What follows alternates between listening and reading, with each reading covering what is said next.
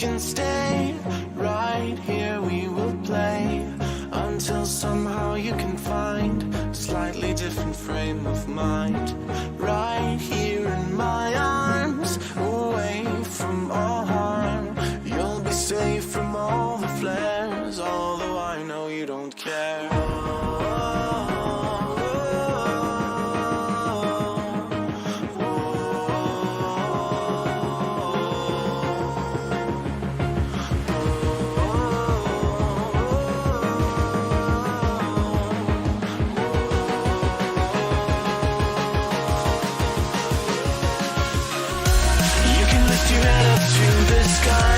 Take a deeper breath and give it time. You can walk the path among the lines with your shattered frame of mind. Or instead you could always stay. We can wait right here and play until somehow you can find a slightly better frame of mind.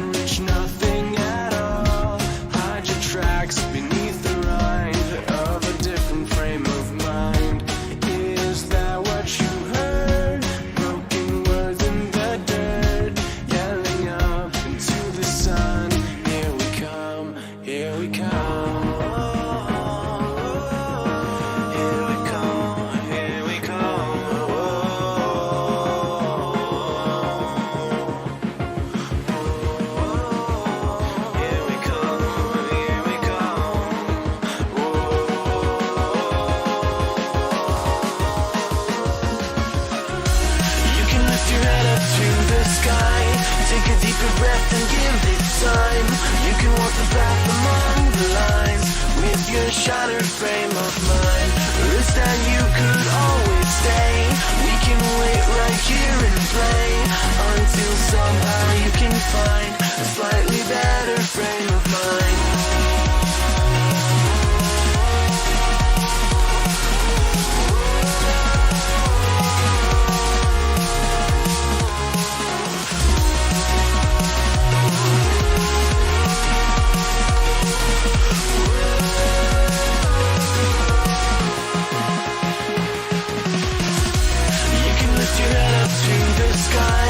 Take a deeper breath and give it time. You can walk the path among the lines with your shattered frame of mind. Or instead you could always stay. We can wait right here and play until somehow you can find a slightly better frame of mind. And when the light comes through, when the day isn't new, then it will be time for a new frame of mind. When all eyes are on you, you will know what to do, since you will have found your new frame of mind.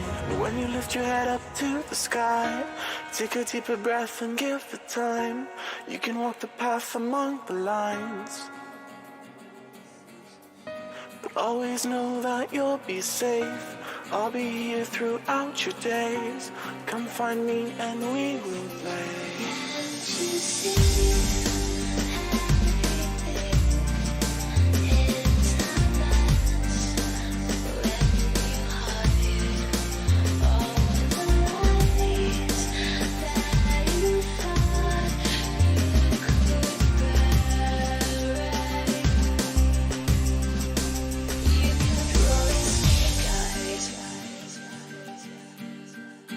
You kept rolling snake eyes. One too many.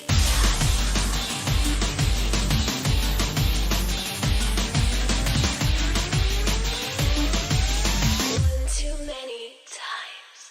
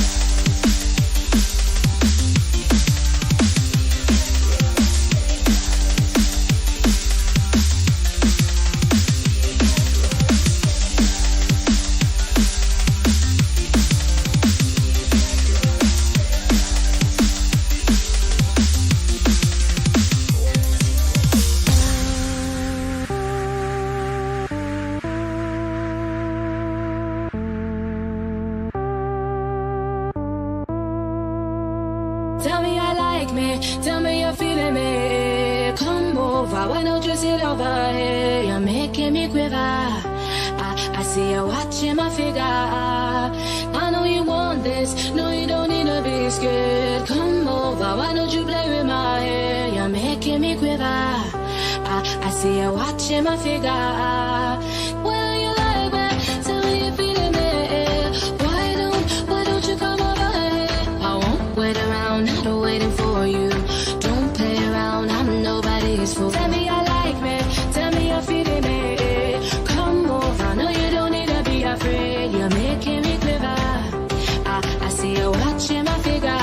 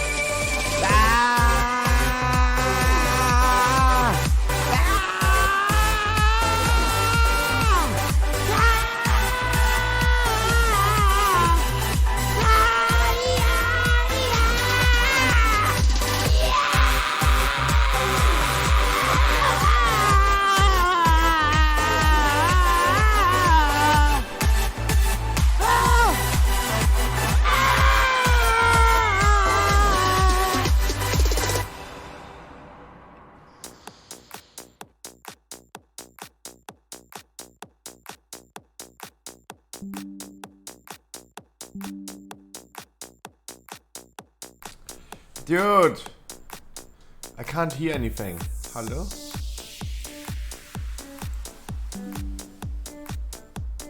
Dulum.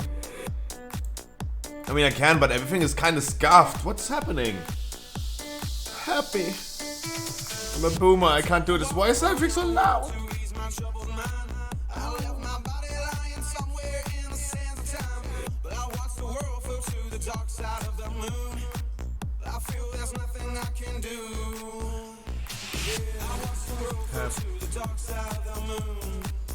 I wish you guys a wonderful good morning. Almost early, almost late. Hey, I'm literally in the middle of this. Hey, I'm in the middle. Guys, I'm finally back to uploading to YouTube. Hey, it took me even not that long for that video. I also took just the thumbnail that I had prepared for the live stream and then put it as a YouTube video thumbnail. There you go, guys. If you can, please click on that link. Give me a view, give me a like, please. It would really, really help. God. Island Gaming. The 9-month arena. Already happened. Do it again.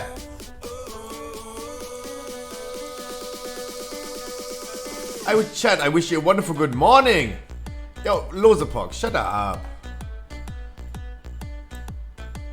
Losepok, you're literally the example, the best example of I bring people to the podcast and you watch them a lot instead of me. And I like that. I do like that. Guys, I'm gonna expose Losepok right now. He's sitting in Helixia stream a lot. He's sitting in an Helixia stream a lot. But that's good, because Helixia, yeah, she's chill. I'm not? Yeah, I'm gonna beat your ass, that's true. She not, but I'm gonna beat your ass, that's true. Cannot deny that. Fair enough. And, guys, the cool thing, another reason why, when I say this, I will have more people leaving my stream going over to her whenever she's live. Guys, I was like yesterday, damn. I was like, damn, she listened to some awesome music.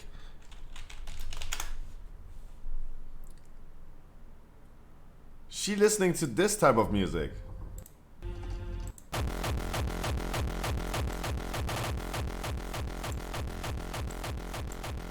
Mainly, right? She's doing what I'm not daring to do.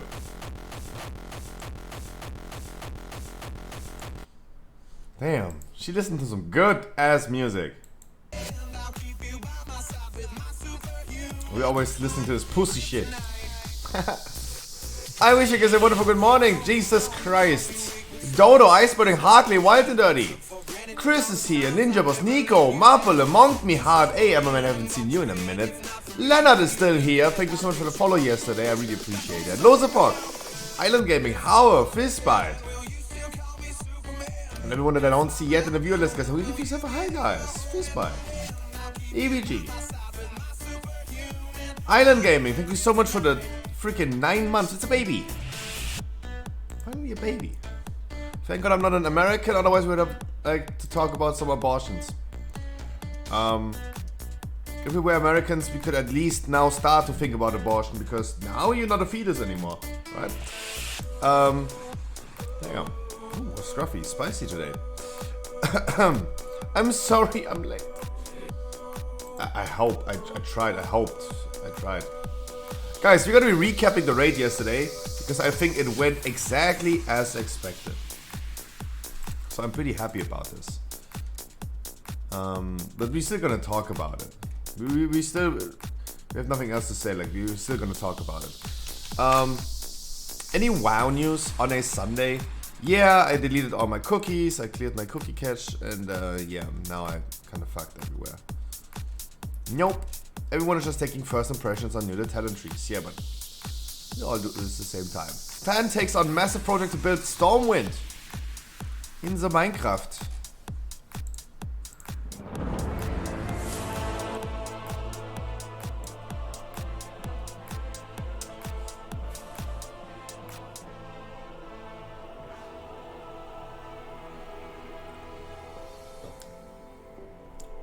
It'd be nice if that video was at least like 1080p.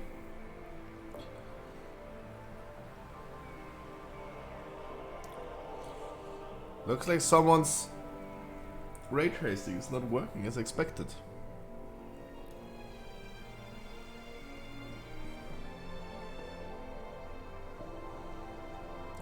Hell yeah.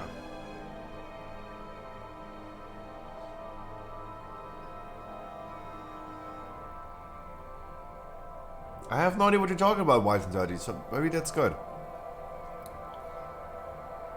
But it looks actually pretty good. It's actually pretty good. I would play that. I would play that. What is that? No, no, no, no. What is that typical Minecraft thingy over there? Wait, the music is not coming from that video? I thought the music is coming from that video.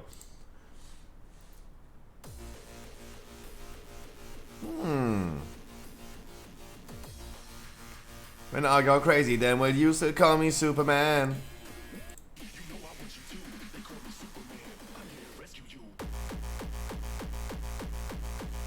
Hey, Lixia would listen to that song. I don't. I do listen to this in my private time. I want them. I want them.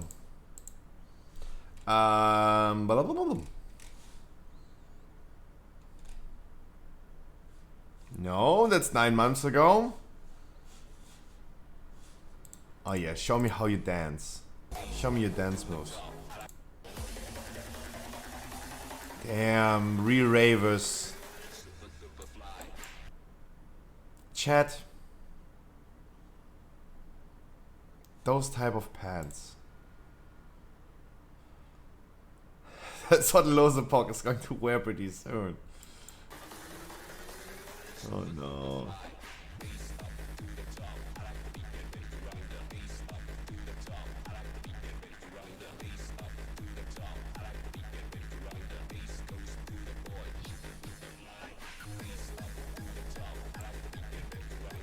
I mean, that's the start into the scene. What was it called?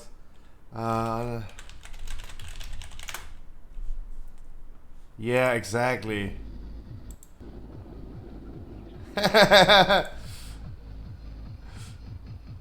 Damn, guys. You don't want to pass by when suddenly under a bridge there's a cybergoth dance party suddenly. You don't want to pass by in this one.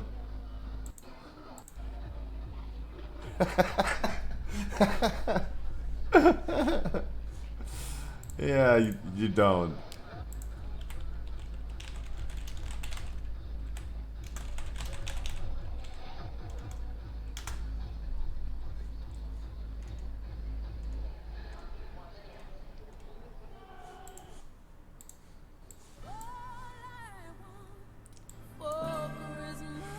Fuck the DMCA.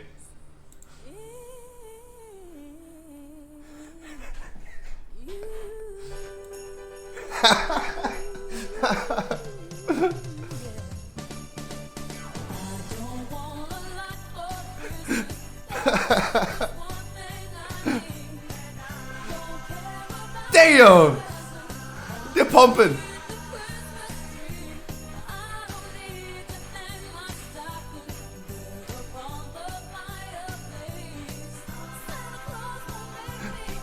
Oh shit.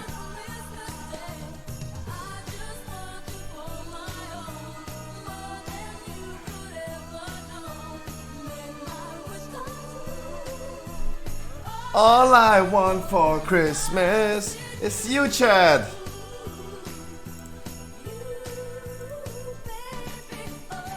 Sheesh.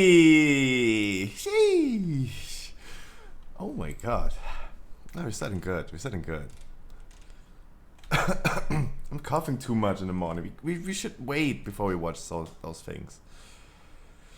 I'm coughing too much in the morning.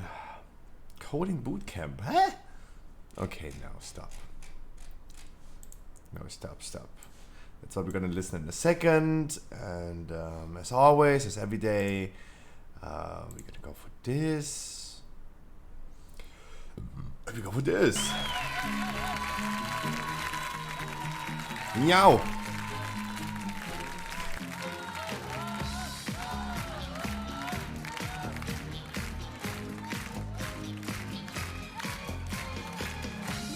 J'ai la peau douce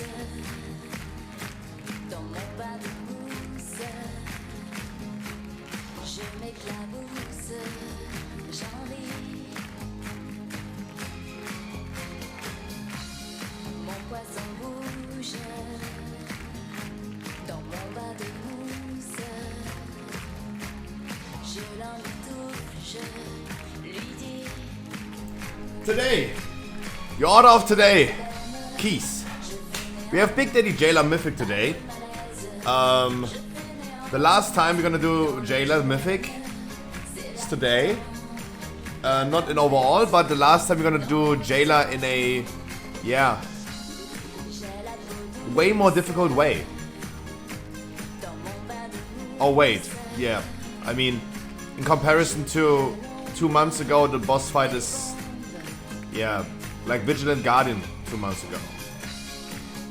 But on Wednesday it's getting even worse. Or easier. Whatever you want to call it. So I have main raid today. Shorty but Goldie. Eating McDonald's today. It's on the menu. And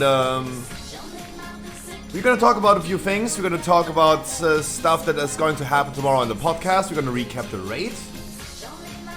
And in the meantime, we're going to hop into some keys. We're going to start with a 15-16 as a warm-up and hop into maybe a 21 mist that I still have. And I know that I still owe Harkley a 21 mist. I don't know if he needs it in Fortified, but hey. I do have a 21 mist. 21.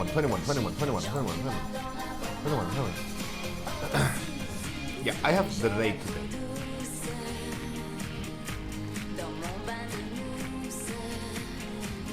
Yeah, Mr. Reno. Chat, it would be a wonderful favor that you could do to me. I uploaded on YouTube again.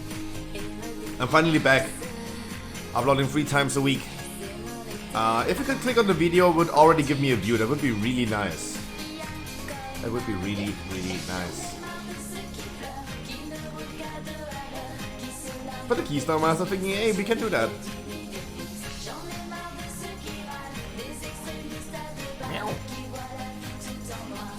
My alerts are still all broken, so this is something that I'm gonna work hopefully tonight on.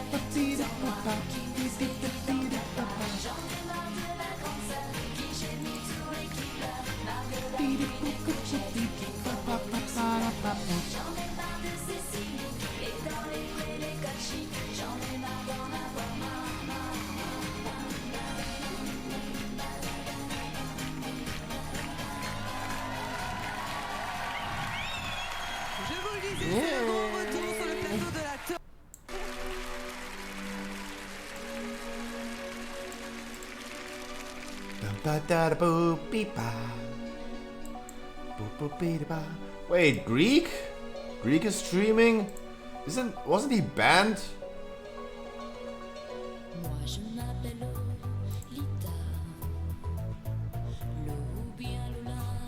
Wasn't Greek banned? Nobody else is worth watching other than me right now. Me. I wish you guys had that confidence in life. Because people will brush it off as ego. Some people Yeah, say ego. he clearly insane at this point, yeah. That man went insane. He's going through something, so no hard feelings, but yeah. He has a lot of drama going on currently. Good that he's unbanned. Hey, good for him. But damn.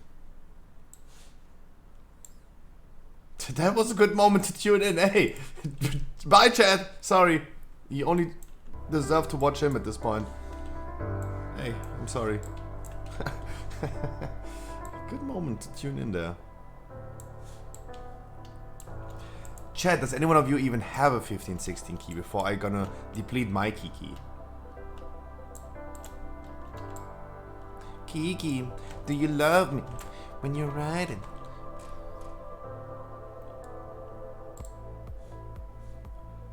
Yeah, yesterday, guys, we depleted a few keys. But I gotta be honest, like, I also played like shit. I was really not well performing on my paladin. I was just not. I need to start kiting way more, use my cooldowns correctly way more. Anyone have always a key for you? I mean, I hope so.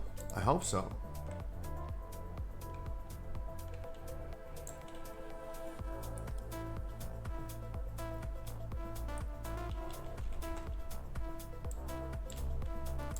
That we could run then. I have 4 Plague Force 16s. That's what I mean, like, that's not a key for me. 8,295 anima into the reservoir. That's cool. Get rid of that. 16 sanguine, sold. Sold. Sold.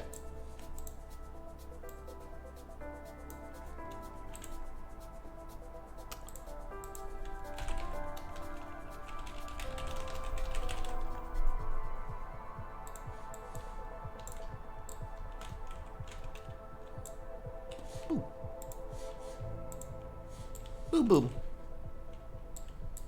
Boom boom. On garbage character, hey, that doesn't make a difference. So you wanted to do this for key masses, so no boost from me. No, don't worry about it. Don't worry about it. We have the Mr. Swear. I swear. That can boost us. There you go. Are you telling me it's your monk? That would be funny. If it's your monk, that would be funny. Mwah. That fella.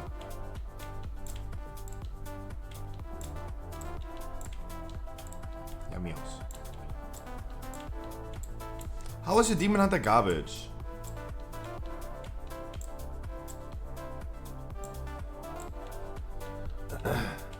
Monk is dead?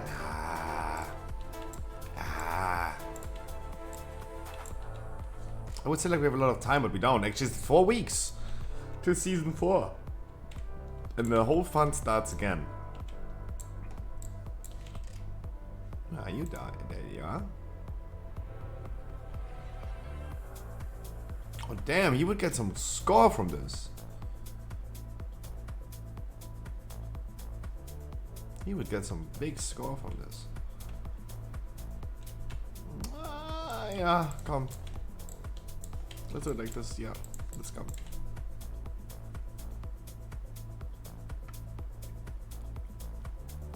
Ah. Damn, my mom had some mozzarella balls for breakfast. Damn.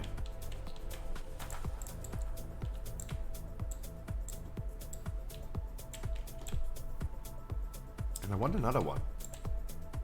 I gotta grab another one. Hehe. Mines.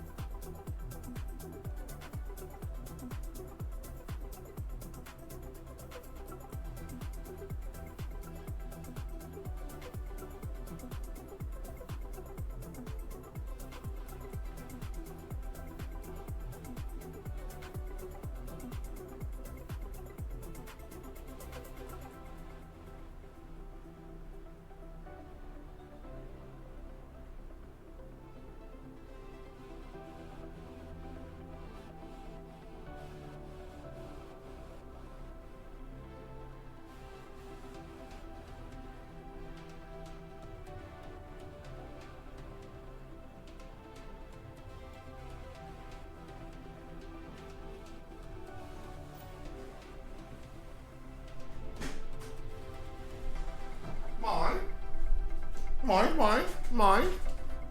Mind.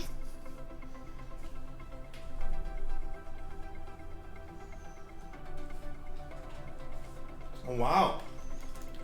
The vegan mozzarella balls taste so much better. Why?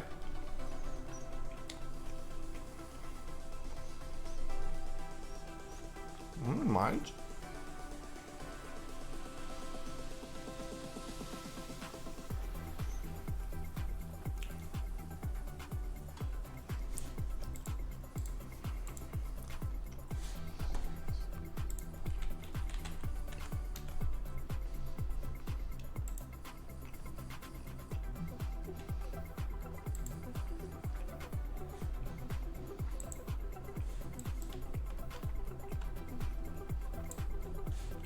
Nice.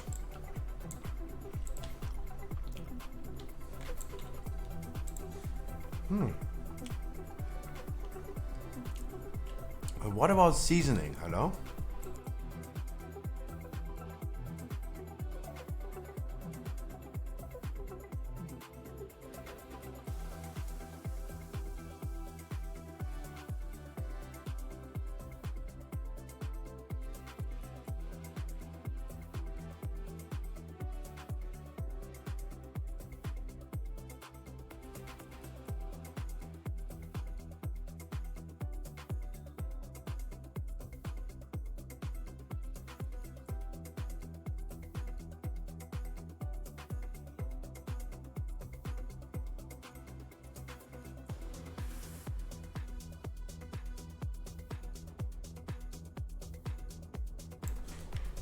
We need more portals on Paladin.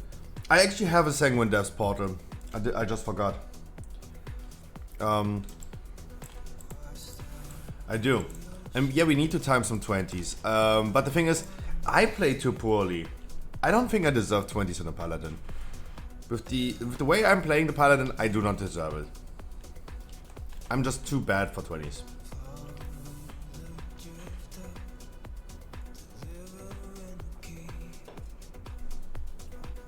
I'm just too bad. Yeah, I think this is totally honest. I'm just not good. I'm just not good.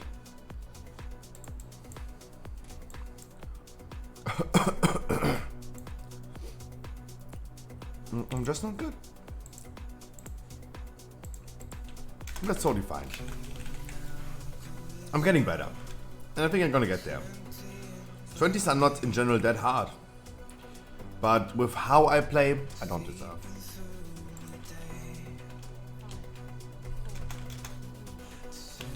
Yeah, become Bloodlust first pack, yeah. I don't know what I'm pressing. Yeah.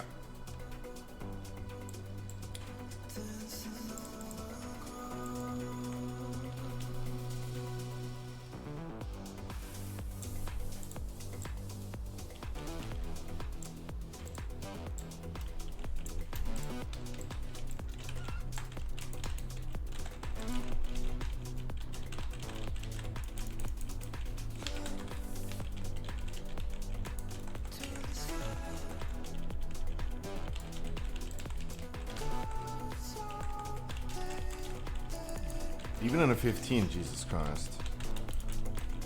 I think like some healers are just too used to DK tanks.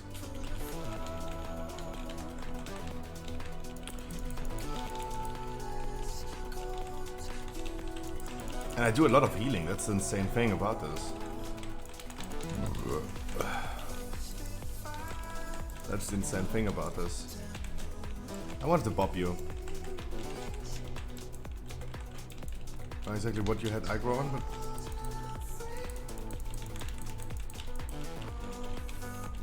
I'm really worried about my HP. I don't know what I'm doing with the Paladin, why I'm like so fucking squishy. It's wild.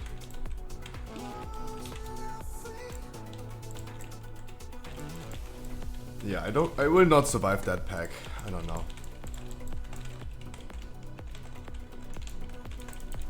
Let's see about this. Otherwise, I wish you guys a wonderful good morning. Happy Sunday to everyone in chat. Thank you so much for tuning in and keeping me company today. I have a short stream on the menu today. I will be doing some main raid today. Vincenzo, a wonderful Tuesday to you as well, my man. Mwah. Who are you, my man? A little bit of a shorter program today, because again, it's main raid time. Getting further into Mythic Jailer, so we hopefully even kill it next week. That would be really cool. Wherever the bat is coming from, by the way. Wherever the bat is coming from. However we managed to do that.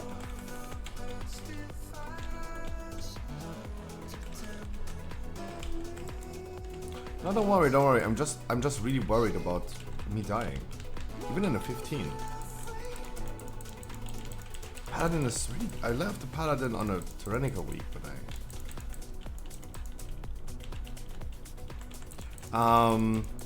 and on today's topics that I would love to talk about are the podcast topics for tomorrow, plus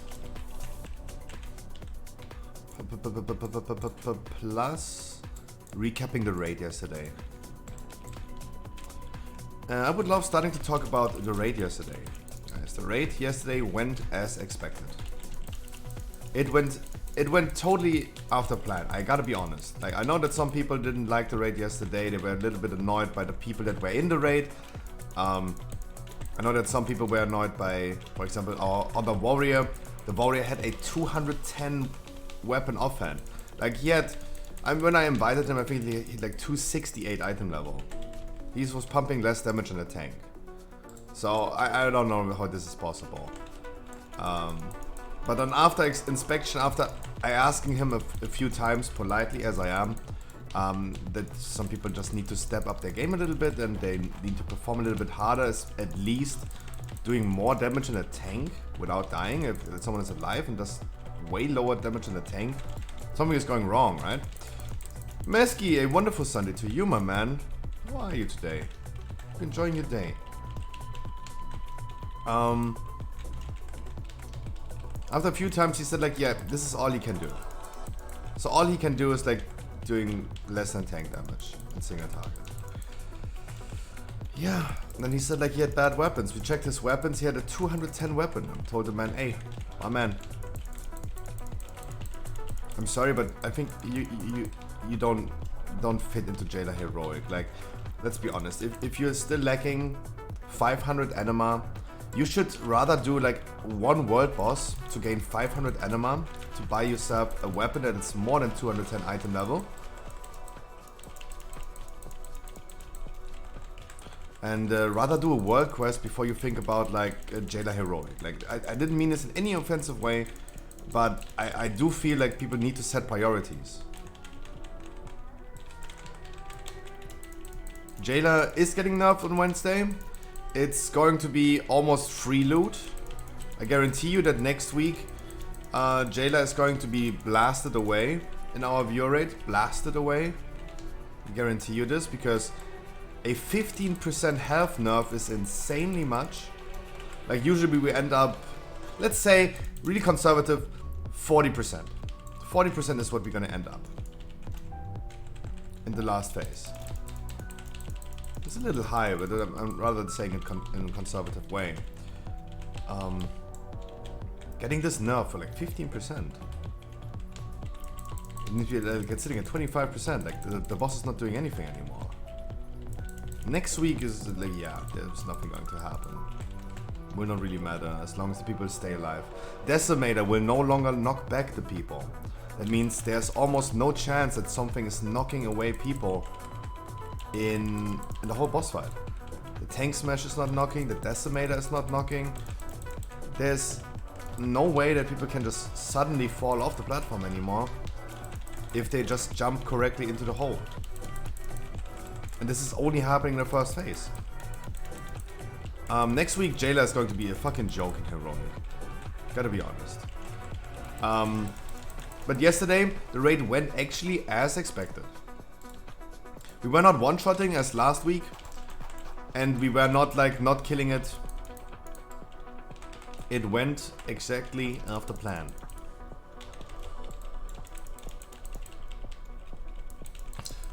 Gotta be honest. This is what I plan to do. Like, I needed some content. Therefore, like, the raid should not end after like 10 minutes. And we should still be able to kill Jailer. And I know that some people didn't like it. But it went exactly as I wanted it.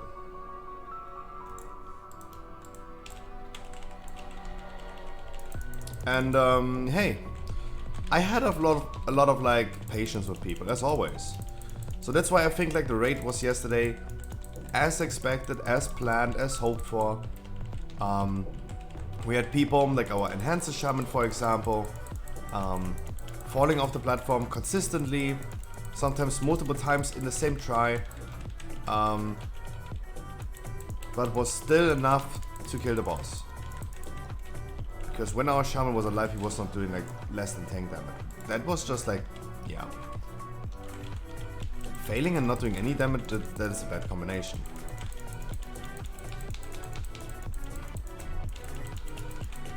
And sure, some people had to leave us. Sure. Absolutely.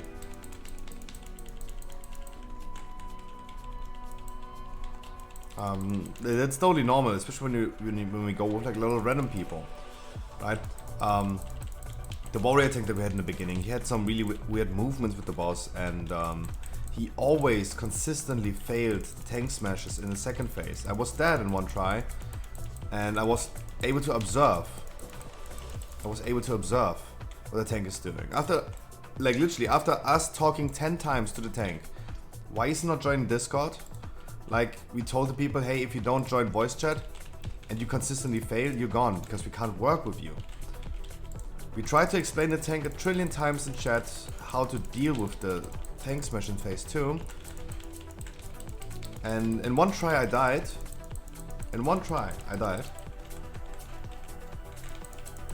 I was able to observe what the tank was doing, and I could exactly tell him what he's doing wrong. His answer was along the lines, shut the fuck up, you have been dead the whole try. That was what along the lines he was saying, not exactly this, but yeah, so yeah, I threw him out because it's just not working. Like, you can't communicate with people. Like, we tried to work with him a lot. We offered Discord a lot. We try to make it work, right? That's just how I am. I try to make it work with people. Even if after like 10 times explaining it didn't work, I still was trying to work with him. But that is the moment like where he just blocks it off and is no longer willing to work with us. That is the moment that he gets thrown out, of course. Obviously. This was the only time that we had to kick someone, but in my opinion also totally justified. It's totally normal. That's what we have to encounter in World of Warcraft and have to deal with. And we should not be worried about those things. The other people that have to leave is just like because our setup was then not with the like a lot of healers left as well, because we went longer than just 10 PM, and some people just go to bed at 10 or have to do something else. I don't know. Sure, our setup was like a little bit wonky, so then we had to reduce the size of DPS down, and then yeah, the warlock and the warrior, for example, that were on par with the tank damage, they had to leave as well. We managed to kill the boss at the end, as expected, as totally expected.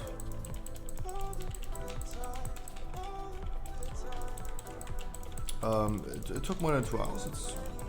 Everything went after plan. I really don't know what to say. I understand that some people, like Unbreakable for example, like there's probably a reason why he's not.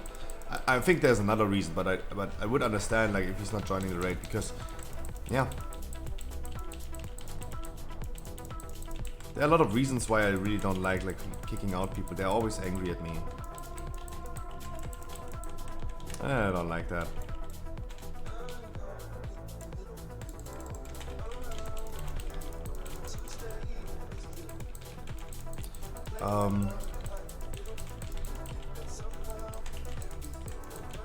The Warlock just left without saying anything, and the Warrior totally understood. He was also in Discord, he totally understood about him going. But as I said, guys, like, I didn't mean this in any offensive way, but if someone has a 210 weapon, doesn't have 500 anima to buy a weapon in Zeref Mortis, that should be your priority.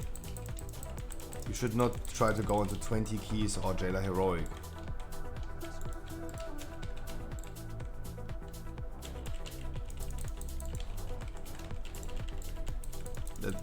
I do definitely believe in that, what I've just said.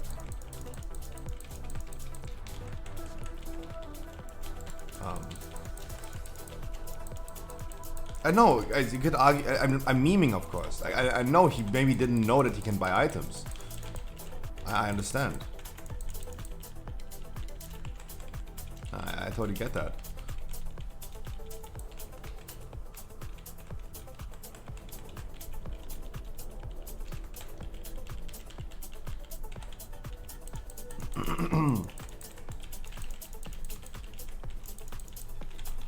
Like, I'm not fully serious about that, but still. A sign of cluelessness.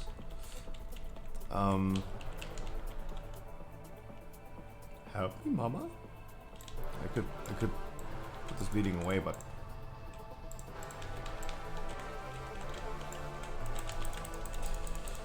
otherwise, guys, I think the raid worked as intended. It gave me enough content that I needed. It wasn't over after 10 minutes. That I told you this over the course of the last week. I needed that content.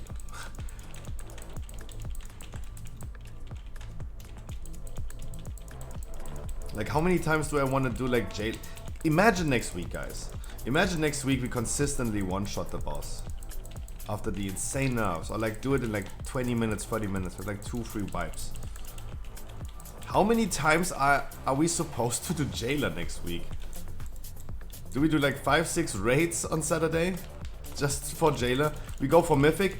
I want to go for a Mythic viewer raid, but it all depends on your guys' feedback if you want to do it. I would do it on a Friday, and I need you guys to join on that, because I don't want to deal with random people and removing random people, because removing in a Mythic raid is going to be annoying. You will not find enough people that are willing to ruin their ID to join, for example, on the second boss without killing the first boss. There will be people, random people that say they would be willing to raid for 3 hours and go for like up to 3 bosses. They're gonna leave after 1 because they only want to do 1. Because people just think for themselves. They're like, yeah, I don't want to do 3, but they're willing to pick me. They're still gonna leave after 1 boss. It's a typical Mythic raid experience. So the only condition I would do a Mythic viewer raid is if it's a viewer raid. No randoms. Undying, I wish you my man, a wonderful Sunday, my dude. How are you today? I'm great. How are you?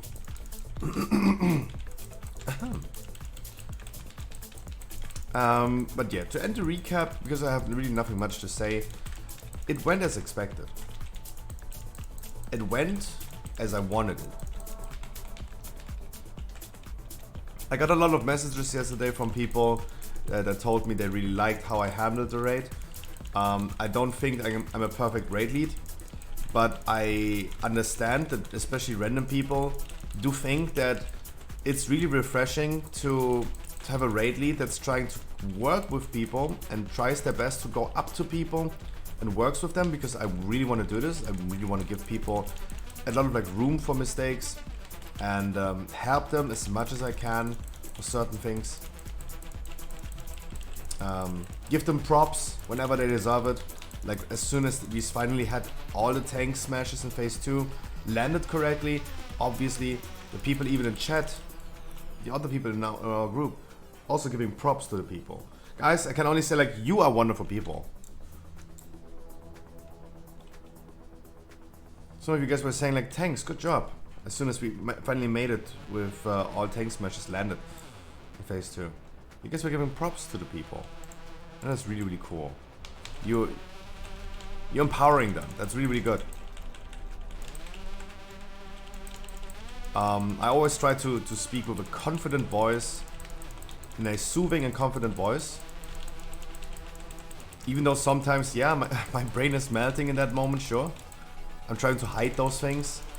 And because I do think a raid lead who's panicking, a raid lead who is aggressive and annoyed, and sounds annoyed to the people, he is like the one who's projecting his emotions to the raid, and this is like going like to be bad for everyone. Right? That's why I'm always trying to be, even when my brain is melting and I'm like, I'm a human being, guys. Sometimes I can also be annoyed. You see the uncensored version, of course, when you're watching my raid. When you're in Discord, you don't hear that, but sometimes I'm making a weird face when I saw the same people like falling off or getting mind controlled the whole time. Of course, I was like, right? They don't hear that in Discord.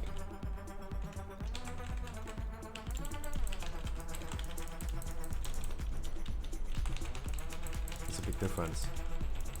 I try my best. I'm not perfect. But I think it's refreshing for random people to have someone who's not just throwing out people randomly after one mistake. I do think that they like it. And at least they gave me feedback they liked it.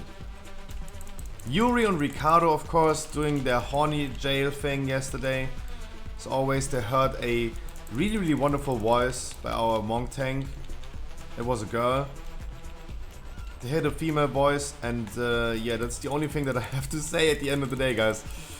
I don't understand.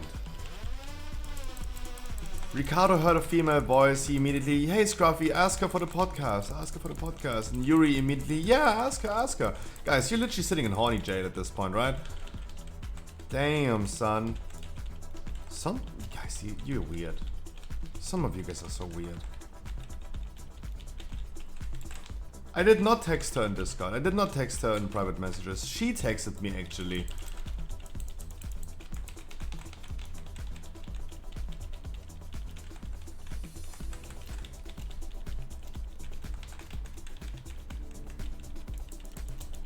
Easy clap. No, it's like, no. It's just funny for me to see like the people that are jumping on someone. Oh, women, female detected, we female detected. They're not the ones who are getting the private messages. I feel empowered. Because yeah. Making yourself unique. Guys, I'm a potato on Twitch that hasn't had sex in years. I'm probably the wrong one to give you dating advice, but to the man in chat, I give you an advice that always worked in my adulthood, when I was still going outside, was still drinking, partying and all this stuff. What always worked for me is to be the one guy that ignores them. Because a woman that goes on a Friday night into a pub, they're the ones who are receiving so many people, like men, that are trying to hook up with them. And it always worked for me to be the one who just ignored them.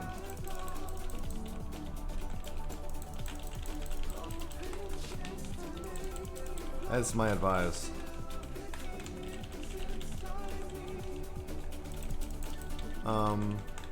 Yeah, don't take my dating advice because I am just a Trump-tato on Twitch.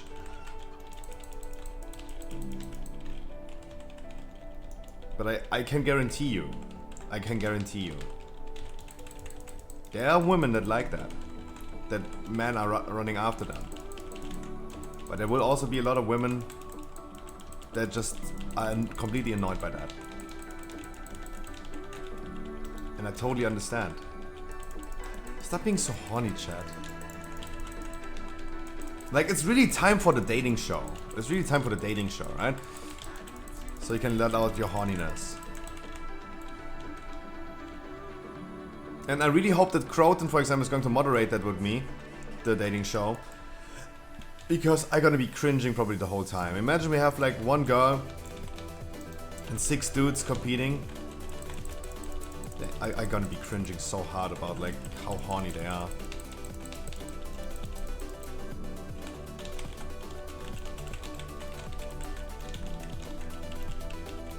It's time for the dating show, but guys, this is also coming in the future. No worries about that.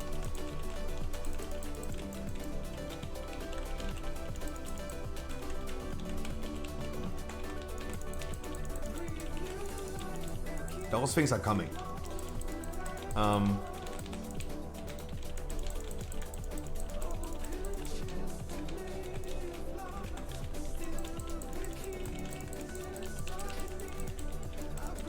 I hope tomorrow we have a good overlay for guests in the podcast. We do. Like, didn't we had last week as well? Like, what is wrong about the new overlay? It was on Honey Jail. It was Honey Jailer. True, actually true, Mesky. They're not in Honey Jail. They're in Honey Jailer. Damn, good one. God.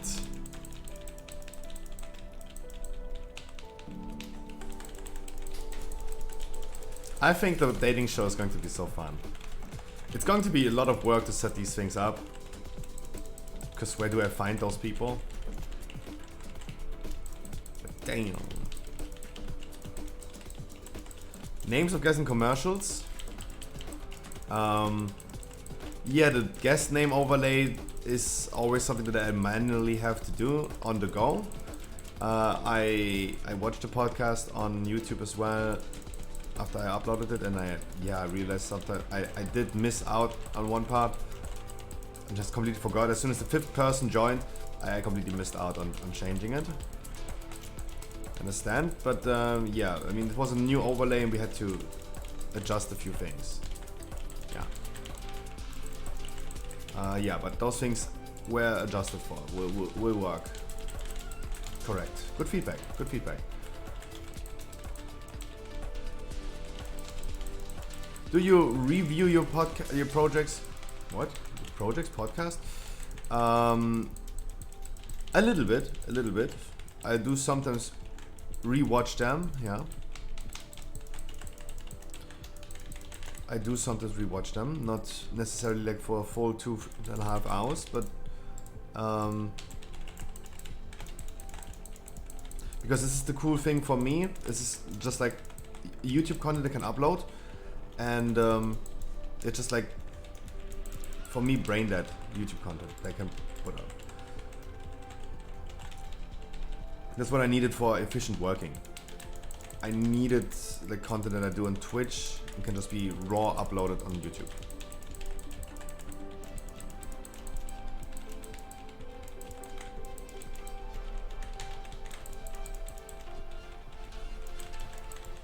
But I mean, we had now the same overlay for like 8 episodes, and I just wanted to switch things a little bit up. And yeah. Now we have to go through that process again, but definitely the podcast is going way better than in the beginning. Talking about the podcast, tomorrow, guys, we're gonna have Mincy, aka Unscuffed Keemstar. We have Ricardo, we have Mojo Murray, we have Franken. Some people did not get back to me, even though Scott told me, yeah, he would be down for that.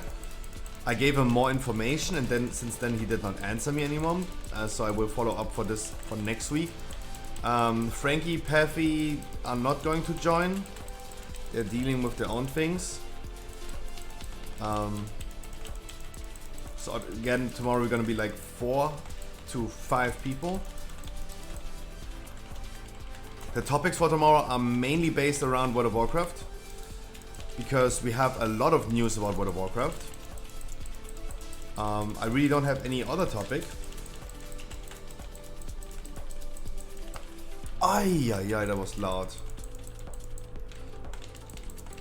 I really don't have any other topics for tomorrow besides all the stuff that has happened in World of Warcraft, or about World of Warcraft, and it was actually a lot.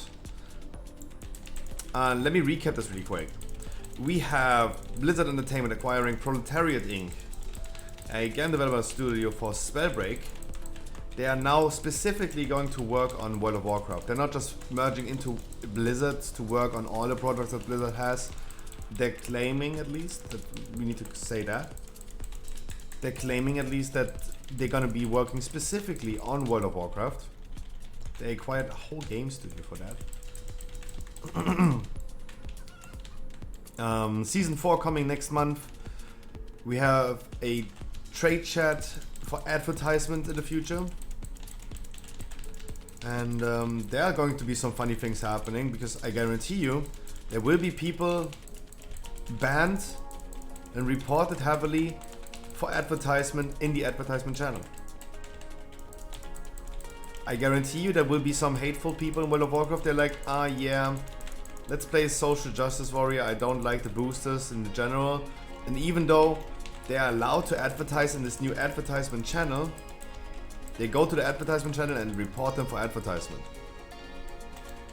Yeah, some people are that stupid.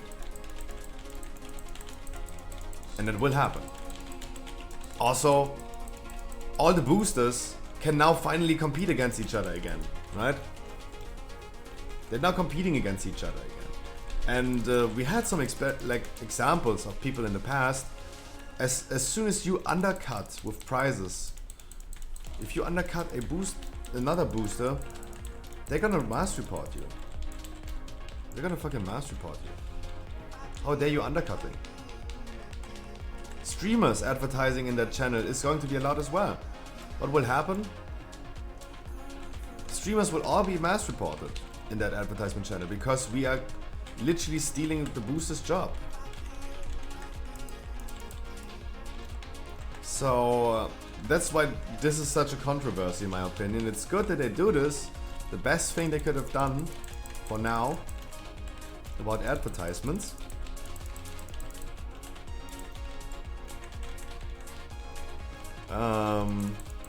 But the underlying system is still broken.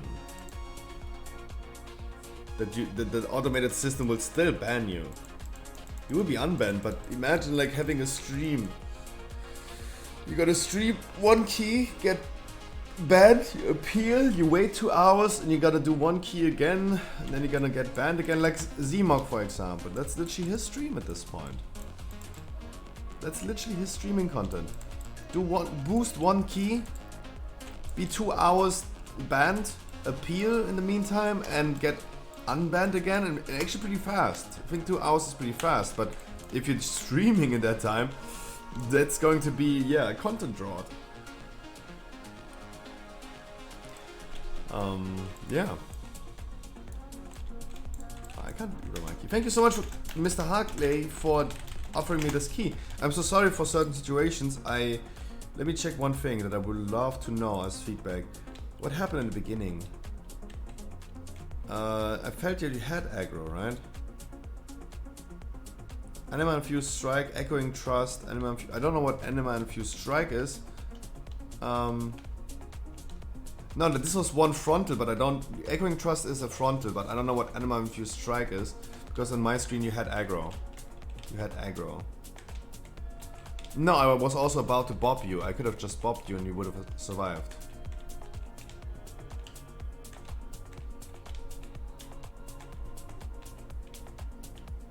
Yeah, it's just like, I need to know that, because I need to know what I need to work on.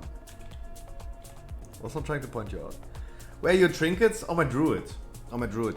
My trinket collection is still on my druid. But not on the paladin.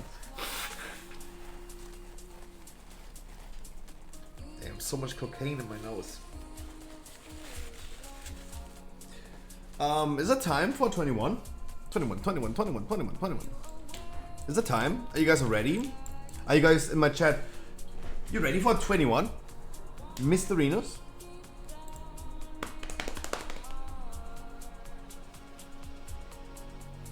Ah, my neck. Yeah, Mr. Harkley as well, because I think I owe you this key. Specifically targeting Harkley with this question, because I owe him a 21. Like a 25? Jesus, not that. Don't go that far.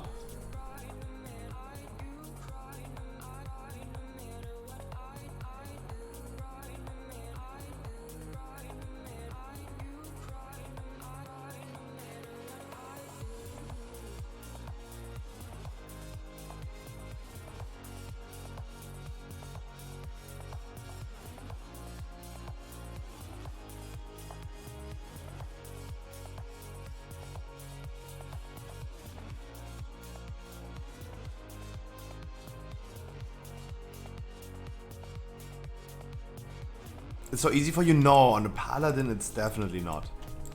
It's definitely not. Harkley, you ready? Or do we switch another 15 in? Maybe he's grabbing another Red Bull in the meantime. I'm currently working still on the Scruffy shop. I have now my own server that I'm working with. And because my man Lidonius hasn't responded me in 25 hours, even though I need to work with him, he hasn't responded to me in like 25 hours. I had to the last 2 nights do the thing on my own, and I can promise you guys I'm just too stupid. Having a domain on Cloudflare was really easy if I'm gonna get it on Cloudflare, not somewhere else. Will not cost me more or less for just .com domain, but it's already like set and ready to go with the Cloudflare CDN. That should heavily, drastically reduce loading times in the future. That makes it really, really easy.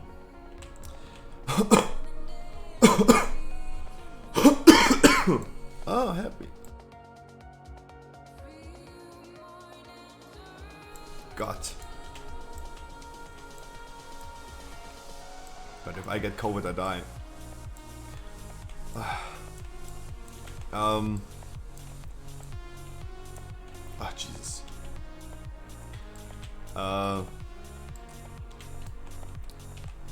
But it's totally normal to have a domain somewhere and having your origin web hosting server somewhere else and connect these things. Of course. I'm just too stupid for this. I can't. I'm too stupid. This is hopefully something I'm gonna work on with my man Lidonius tonight. I hope so. But he started his alcohol addiction lately, and yeah, the man has been drunk like 4 times in the last 4 days. He should stick to his fucking weed, my man. Like, I don't know. Getting married, medical marijuana is a cool thing, but good for him. If it works, good for him. But yeah, starting an alcohol addiction. Do you pay him in alcohol? No, I wish. Then he would like at least work for me. If I was paying him in alcohol, then he would work for me. No, he's going out and just drinks with his neighbors, drinks with his co-workers. A lot of like summer parties lately.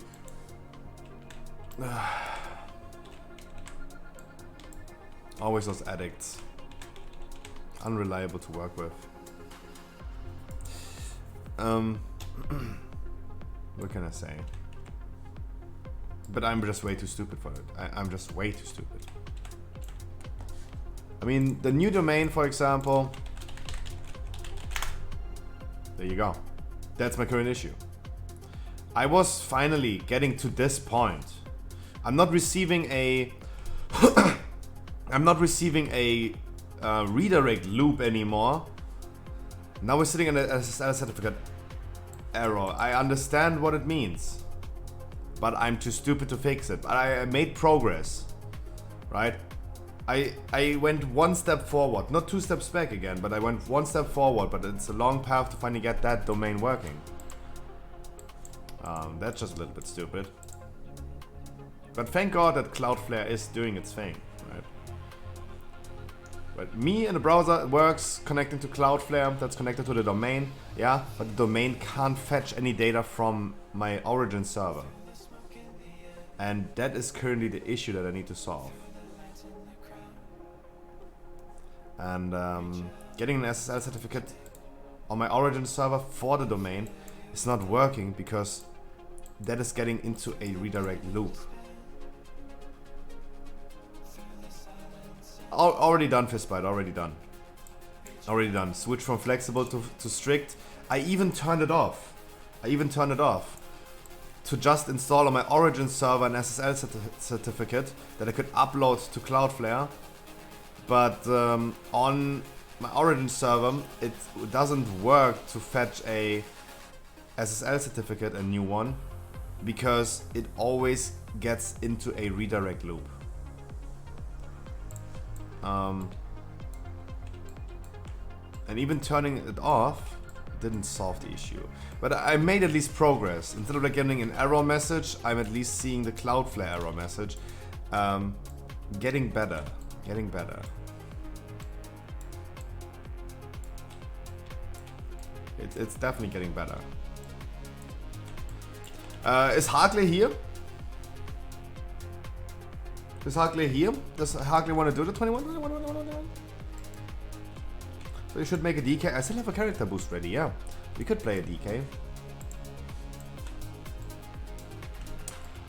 Seems like Harkley immediately ran away after the ski. Does anyone else have a 15 key we could do in the meantime? Anyone with another warm-up key?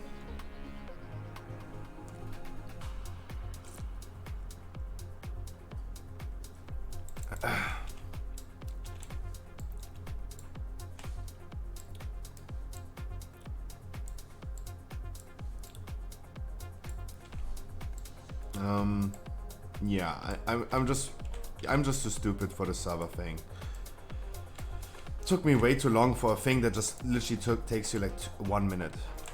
But hey, I at least uploaded on YouTube again. The link is in chat right now. If you guys could do me a favor and click on the link, it's counting as a view. It creates engagement. That would already help. That's a good way to support your boy Scruffy. Matrix, good evening. Love to see someone typing my name right. Damn. Thank you so much. Necrotic Wake? Oh, we could do Necrotic Wake, Yamios. Then can I bring you also as well into a dungeon? What link? That one. The latest YouTube video I uploaded not last night, actually 2 hours ago, because we're always uploading on Wednesday, or Tuesday, Friday, and Sunday. I think Tuesday, Friday, and Sunday is a better time. But I'm back. I'm back after like being addicted to Path of Exile for way too long. I'm finally back to do some work.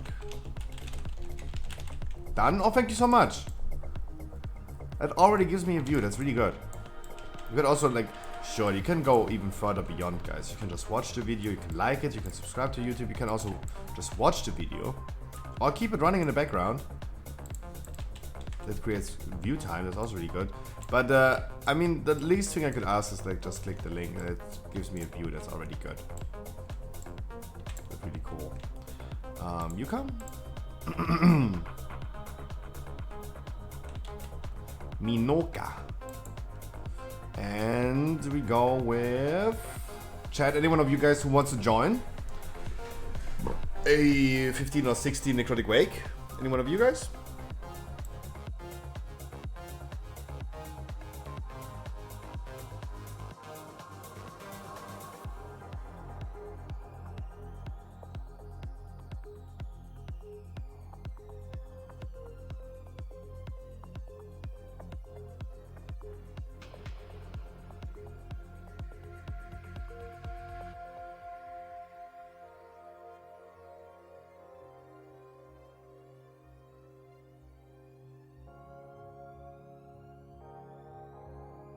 So in the future, how I'm gonna handle the YouTube stuff is that we don't do the YouTube stream anymore. But we will...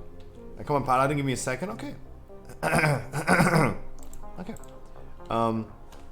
We're gonna be handling the YouTube stuff that we're gonna upload 3 times a week. That was the plan anyway. Plus a 4th thing would be the YouTube stream. That would have multi-streamed on Twitch and YouTube at the same time. It's not going to happen. I don't think the costs of multi-streaming is justified with the benefits, and I need to reduce costs down currently, business costs. So therefore, we're gonna do the live stream every Friday on Twitch and make that as a YouTube recording. It's effective working. But later, if you will be here, I do have a main raid in 2.5 hours. I will only be sitting here for the next 150 minutes. Oh, wow, that sounds not that much when I say an hour in minutes. 2.5 hours are gonna be here. Then I need to hop into Jailer Mythic again. But sure, Matrix, whenever you want, whenever you need.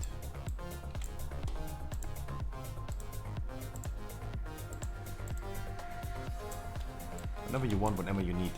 I do have a Necrotic Wake portal. Yeah, I do. Tomorrow, if you will be on tomorrow, I will be on. Hopefully on time at 3 p.m. We're gonna do some dungeons tomorrow for 5 hours and 5, not 4, because the podcast is tomorrow starting at 8 p.m. The podcast will in the future always be at 8. Just saying. Is the priest? No, it's just a man. No longer 7 p.m. It's going to be 8 p.m. On Tuesday, is it 16 or 15? We gotta ask Yamios for that. Yamios, is it the 16? Because Wild Daddy is thinking about like re-rolling his key, and he needs to know.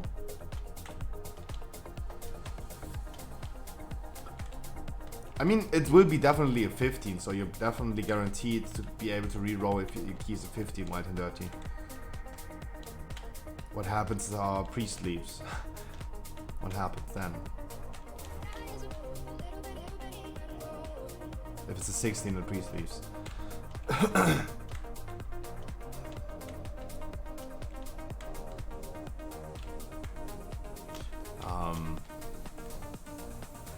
But yeah, this is the plan also for the next 2 days. Tomorrow, as I said, the podcast is at 8 p.m. Ricardo, Mincy, Frank and Mojo Murray are going to join us tomorrow. I at least hope for Mojo Murray. Peppy, Frankie are not. We will see what we're gonna do in the future and who we're gonna bring into the future, because now I will be working way hard on these things. Dating show is also a thing.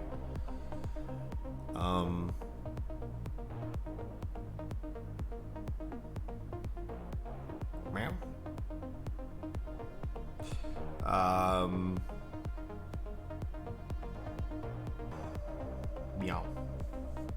It's a 70. You can also keep it a 17 for sure. Keep it a 17. It's totally fine. 17 is totally fine. 17 is totally fine.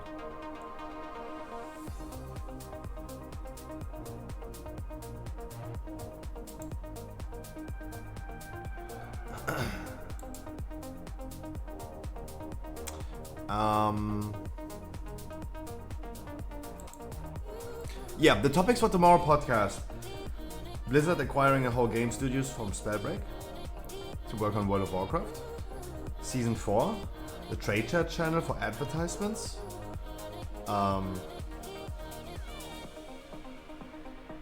Class notes could be another topic. Season 4. Wait, what was the big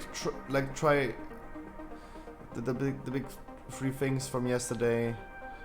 Trade Chat channel, the advertisement channel, season 4. Oh, and region-wide auction house.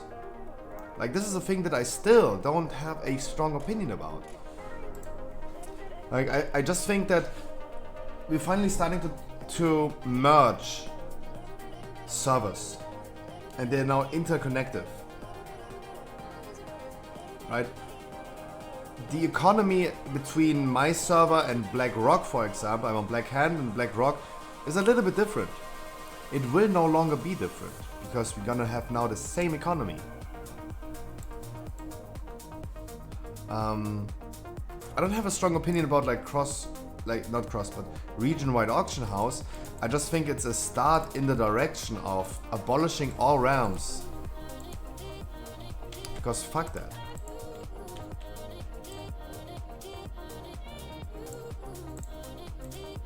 The only thing that we now need is cross-server and cross-faction guilds, and then there's literally nothing left that requires a server.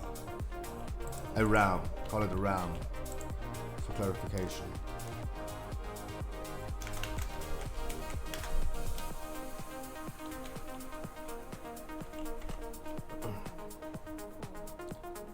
First of Bloodlust as well. No, do it on boss. Because the boss pool is going to be big. Do it on boss here. We're gonna do it on boss and then on the trash after the second boss.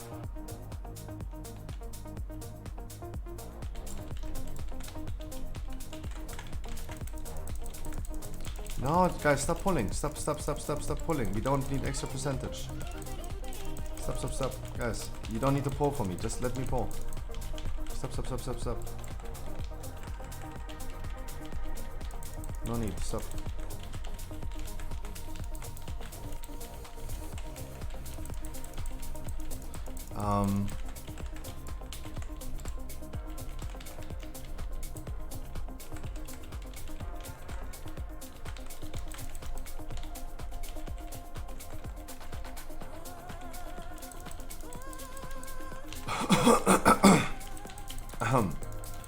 A lot of like wild topics for tomorrow on the podcast. Really interested to see what the other people think. Especially this realm topic. Like, I don't think like realms are necessary anymore. There is no border anymore between what other people do besides guilds. That guilds is the only thing. And in the beginning of a new raid tier, the mythic raid. But this is also a thing that just should end and should be changed.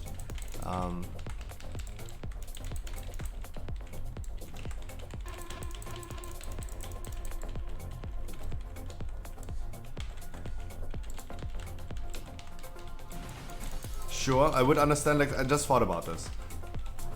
Boosting communities are not allowed to act, right? But guilds can boost, for example. If we had cross-server guilds, we would have cross-server communities calling themselves a guild, right?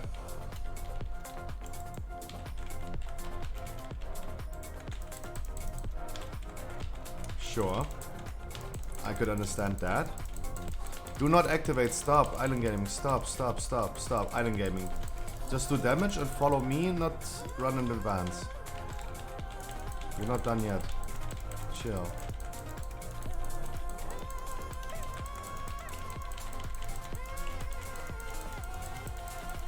You're too hectic.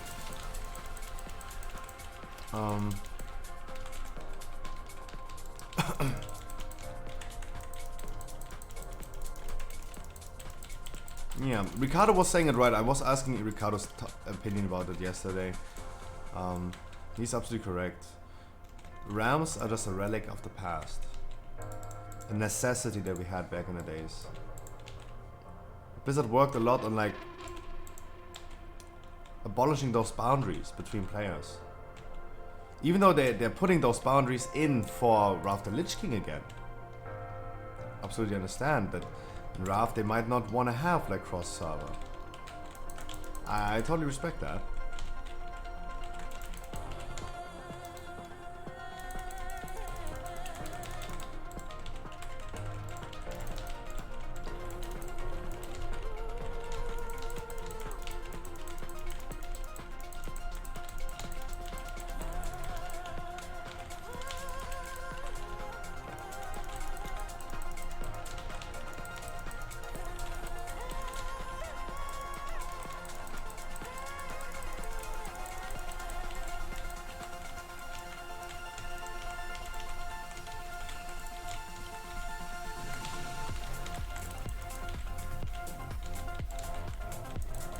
Make sure we stack up as long as we have the Korean thing.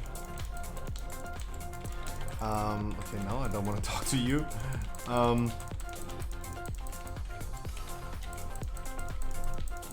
But I'm also a little bit scared about those topics to be just topics that everyone agrees to. Without... Yeah, I feel like we all just agree to this thing. Then I wish Ricardo had a different take on that.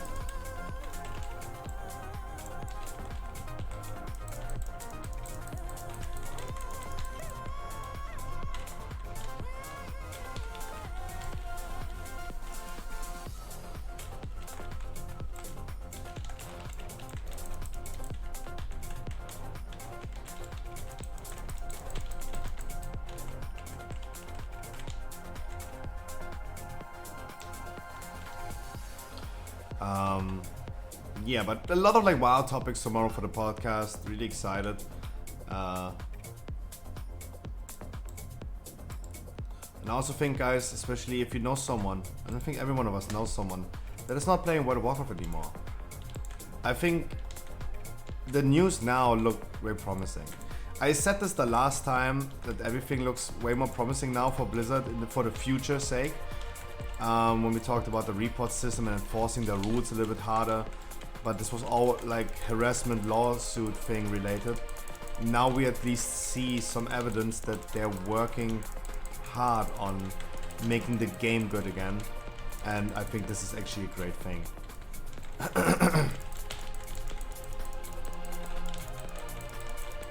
It's much needed news.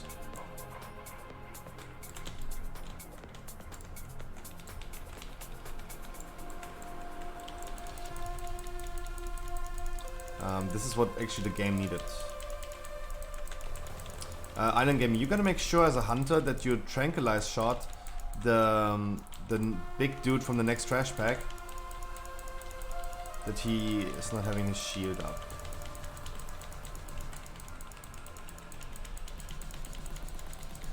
This is a reminder.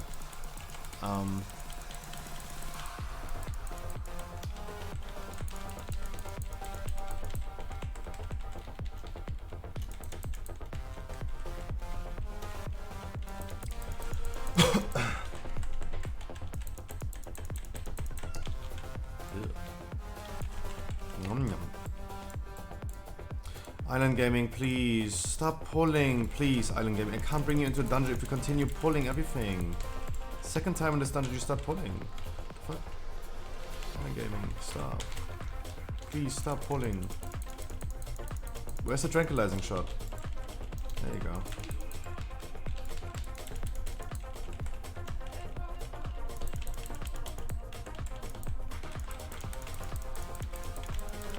Damn, that was so worrying. I had nothing ready. I was not prepared for that pull. All of a sudden, like, everything came. Trank shot.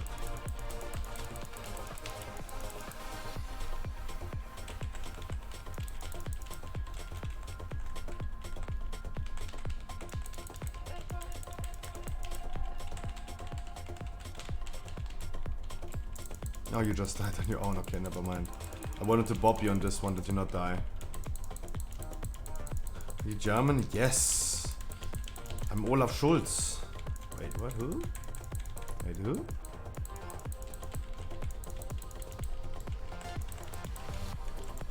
Who? Dude.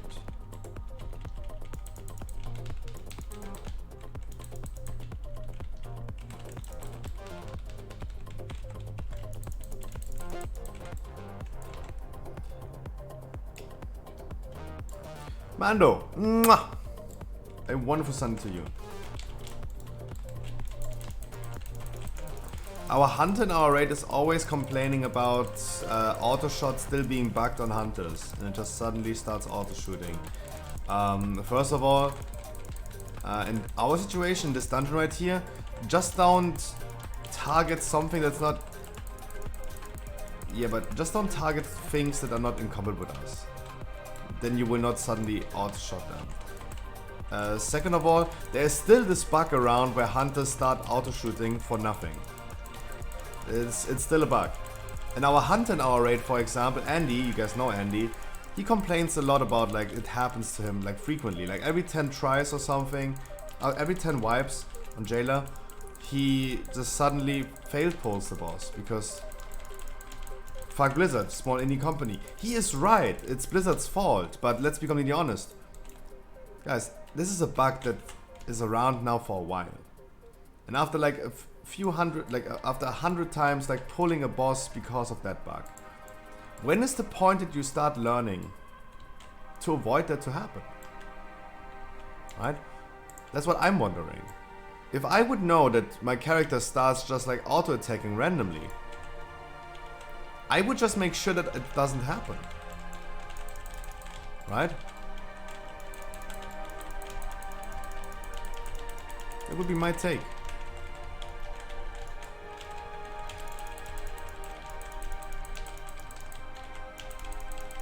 That would be my take.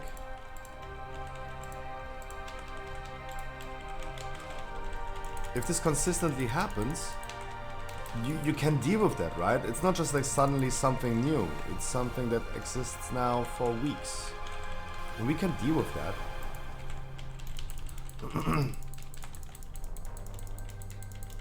I guess sometimes it's a reflex or something. I mean, true. True, you're not wrong. You're not wrong, absolutely. Things become a habit after around about 60 days. For example, guys, I don't know, like working out every single day. When you do this for like 60 days in a row, this is going to be a habit. That's how long humans usually take to evolve habits. This bug doesn't exist for 60 days now, but I would still think. But this bug has been fixed now, really? Oh, thank God. That's cool. Richard, I wish you also a wonderful Sunday. Hope you're enjoying your day. That is at least good that it's now bugged, now fixed. But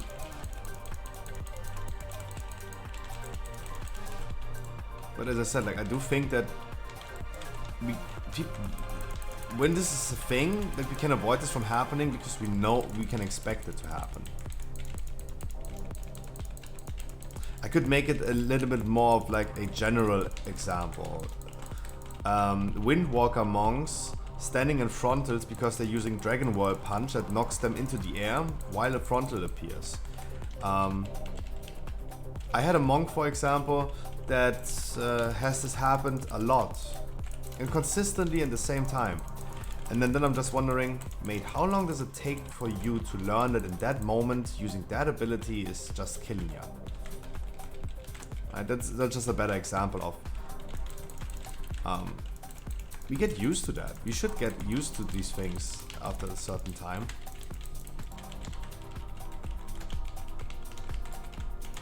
Substream, I wish you a wonderful good Sunday as well, my man.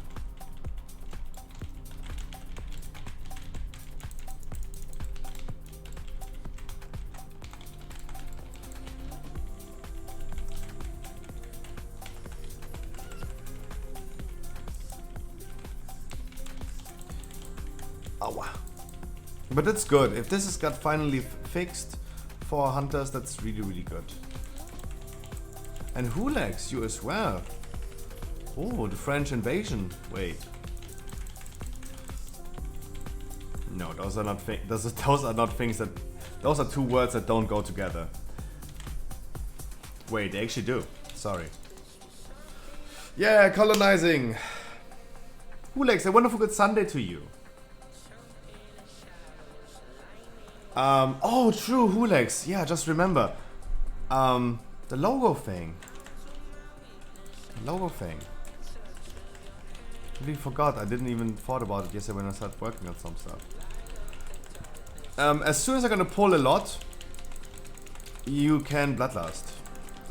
As soon as I do a big pull. You're gonna get the small spare parts. You're gonna get the small spare parts.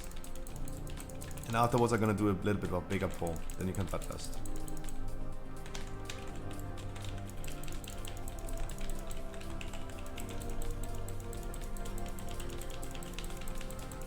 Guys, I wish you a wonderful Sunday. Oh, have a good time.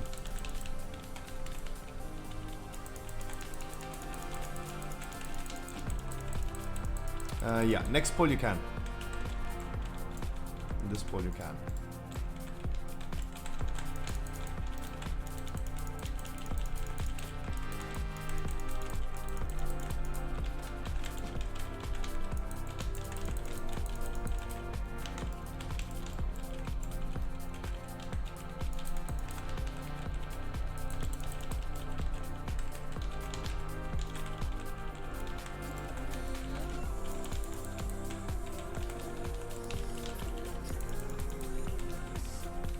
I pressed the wrong buttons. I had disorientate ready. I had my shield ready. I pressed the wrong button.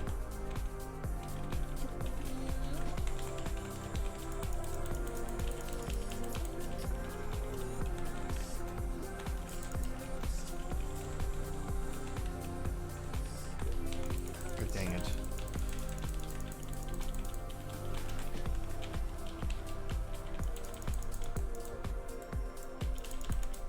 Good job.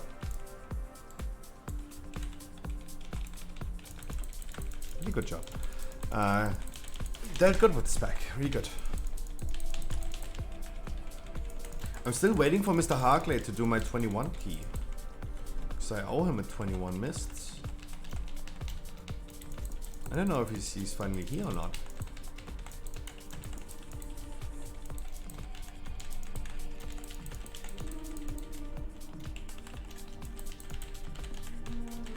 Good evening, Trunk. Good evening, Ali, to you as well. A wonderful Sunday. How are you, my man? How is the heat in the desert, my man?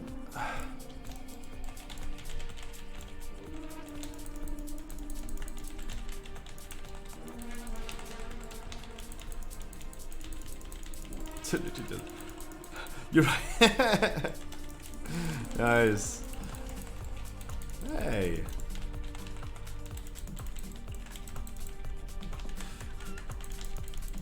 Oh, I hope you have a wonderful day, my man.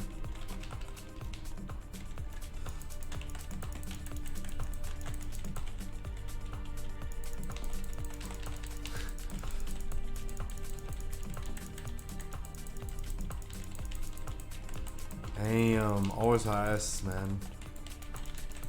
Ali, are we going to pump some Keystone Master Season 4 together? At least this Keystone Master Season 4, that would be cool. We probably have like 12 weeks, because Dragonflight might seem to release in November actually. I will come here for you. No guys, we are gonna pump together. I'm just asking Ali specifically because he is sitting in like Old-Scape RuneScape. Like we only have like approximately, we're speculating, approximately 12 weeks. Like it's not that we have like unlimited time to get Keystone Master Season 4. So therefore I would love to see us getting the thing done. Yeah, I solved that anyway. We're in the middle of both. When does Season 4 start? On the 3rd of August. In exactly 1 month.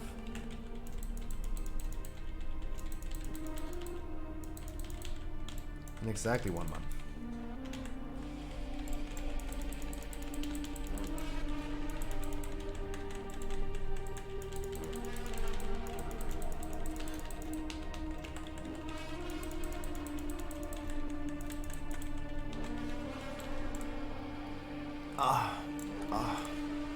And I mean, at least like 2 weeks of World of Warcraft. World of Warcraft, considering it as a seasonal game, is actually pretty good. If people don't have too much expectation that the game is keeping them playing for like a long time, I think that's totally fine. If you see it like Diablo or Path of Exile, it's more of a seasonal game. The new season starts, you're gonna pump a little bit, and then maybe take a break again. I think like this is currently, from a current standpoint, the best way to deal with World of Warcraft.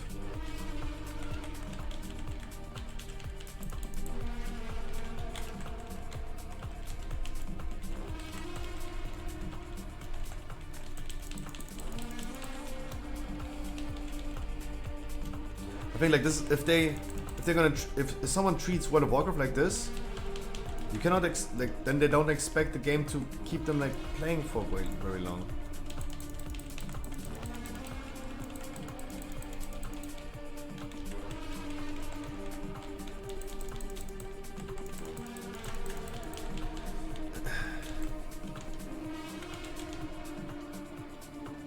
Locke is good, or they knocked him out. So the Destro Locke is receiving a probably big nerf in Season 4, but the same goes for Survival Hunters. Because they postponed the nerf that should have come like last Wednesday. They postponed it to Season 4. Akilakus heyday as well. Demo is okay. It seems like Demo is going to be the better spec in the future for Mythic Plus. It's just questionable exactly if it's going to be meta or not, because Demo is still a really wonderful spec in Mythic Plus. Destro was just like better, but with the nerfs that are coming in Season 4, potentially, and I say potentially because I don't fucking know, because I'm not a Warlock myself, it's potentially possible that it's going to be Demo think Beastmaster are gonna be meta? No way in hell. I mean, maybe if they get like a 75% damage buff or something, yeah, then we could talk about that, but...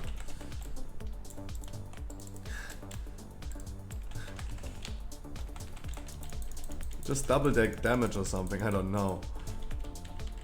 No, Beastmaster is actually not an...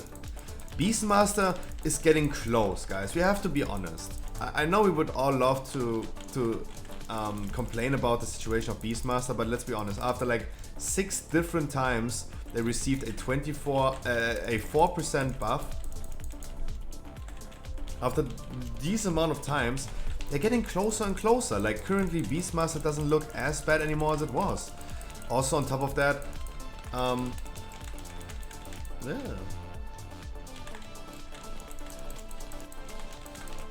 Pre-aim, pre-aim, pre-aim, pre-aim, pre-aim, pre-aim, pre-aim. Pre-aim, pre-aim, pre-aim. I don't know if that hits. Oh. Damn. You're lucky, boy. Beastmaster solo single target is nice. Absolutely agreed. Like Beastmaster is and was actually heavily played in single target situations and raids, for example. Absolutely. And they just made it actually a little bit better even at this point. Yeah, like Beastmaster is not looking too bad, but I think like they're getting pretty close at this point, because Beastmaster looks so much better right now than it was like 5 weeks ago, right?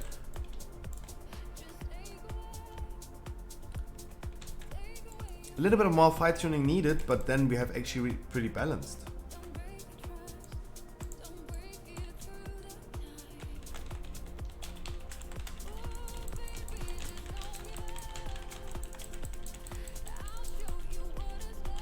More stats?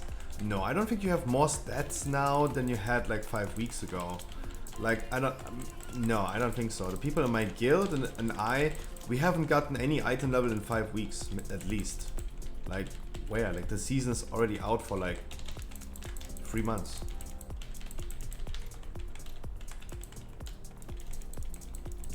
Dude, I was like 270 something item level like 3 weeks into the season.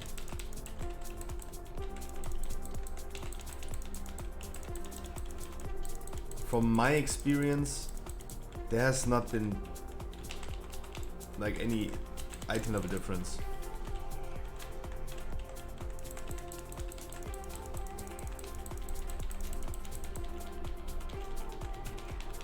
I don't think like Beastmasters just look better today than they were like 2 weeks ago, just because they have better gear now. Like, come on.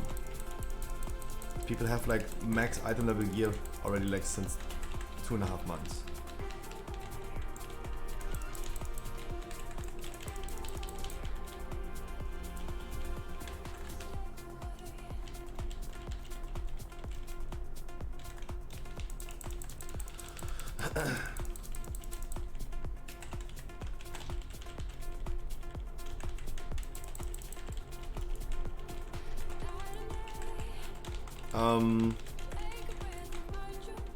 But no, I think like Beastmaster definitely looks better.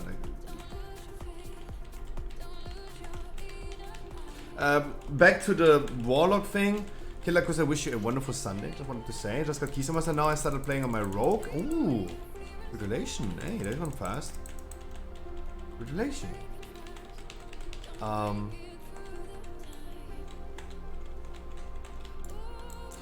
GG, much love. Thank you so much for this wonderful key, guys.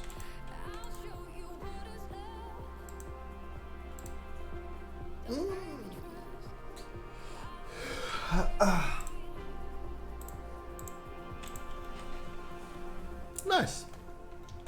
Is Hargley here right now? 21 mists? I'm gonna get another like mozzarella stick, but hey, Hargley? Off to Hargley. I'm here, yes. Are you ready for the 21? 21.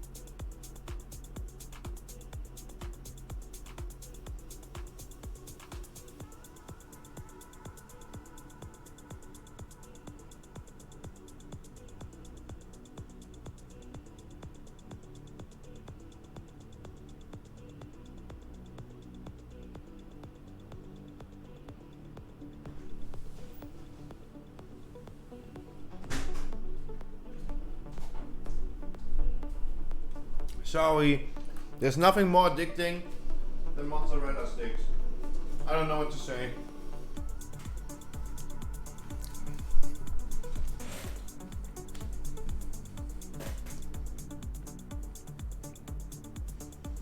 Live. I wish you a wonderful good evening.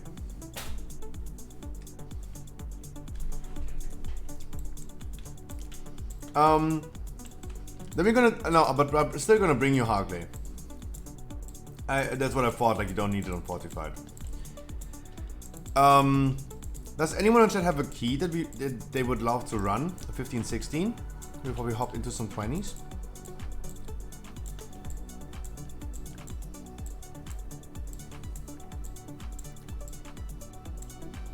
$19 Hall Street 23.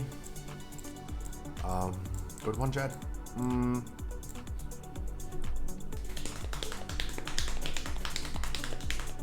What damage would you say I need for a 15 now? If it's still the same. If you do around 8k DPS and have a completely flawless run, you can definitely time a 15. But from a current standpoint, 8k DPS is extremely low, right? I as a tank do like 10k DPS right now. If someone does 8k DPS, that's extremely low. With 4 set and with double legendary. And before you guys say, hey, but I don't have 4 set, that's your personal choice at this point. That's your personal choice. There are ways, easy ways for you to get 4 set. You are not limited. You can just go into dungeons, go into +0s and farm them. You can go into LFR. You can even farm them in Zeref Mortis.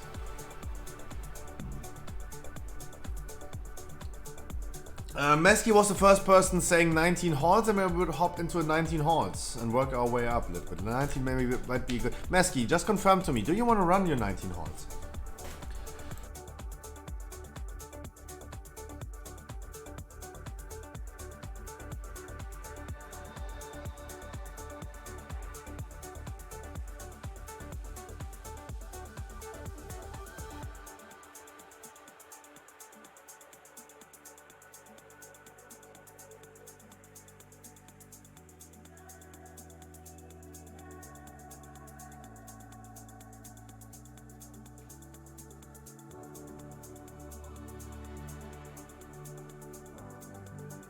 I thought I didn't have the damage, but I do 10k. So the honest answer is it would be enough for a 15.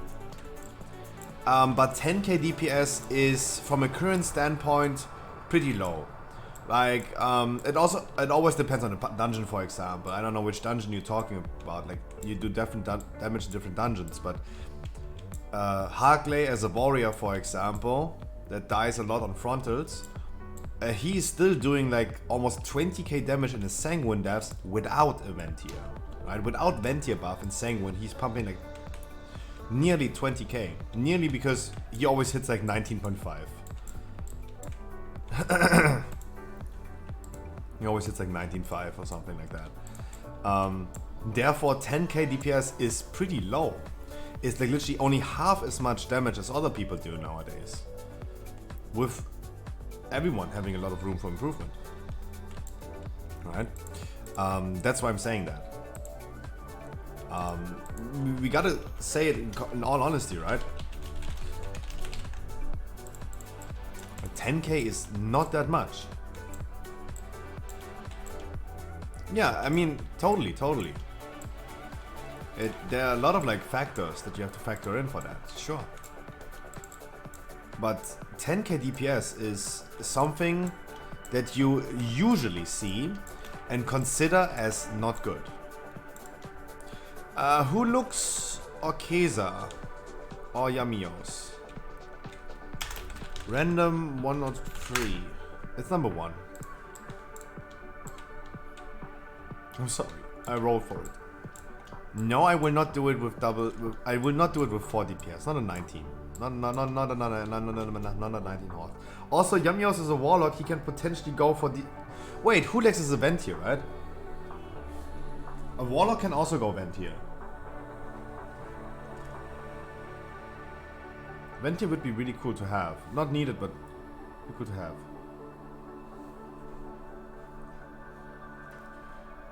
I pass for Hulex. I can. I mean, however you want. Hey! There is the man. I'm gonna bring him for sure. You decide. Either Yamios goes Ventium. Don't run away. Seriously, don't run away. We're currently figuring out our Ventia situation.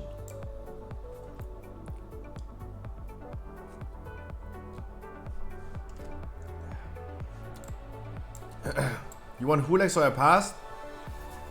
So I go on another game, all good?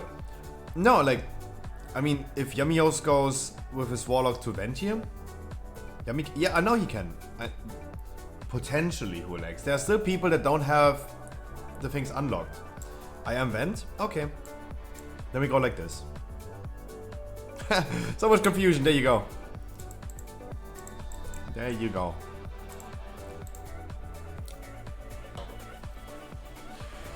Oh.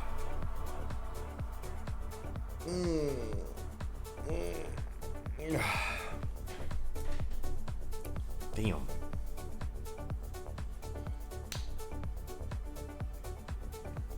Well.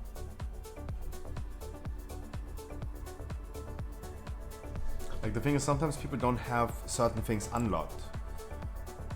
Next, a potato.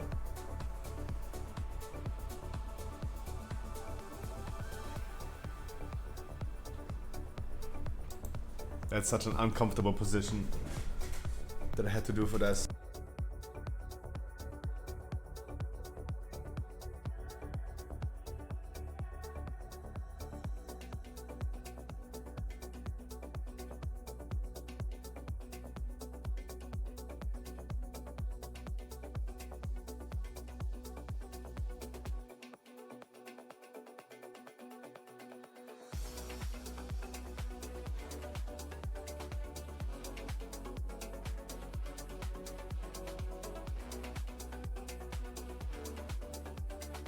Go to Sinfall really quick. Hey, do your thing. No worries. I'm gonna summon you in a second then again. Hey. I'm really excited, guys, by the way, for next week, Jailer Heroic. Another viewer raid next Saturday. I'm really excited for that because I do think it's going to be free loot. I might need to communicate with Yuri about this, that he is sponsoring us the ID multiple times. It might be the case that we, next week's Saturday, we're gonna do multiple Jailer raids. Multiple ones. Because the boss is going to be a freaking joke. Those are probably the most significant nerfs from now. It's so insane. The boss is going to be free loot.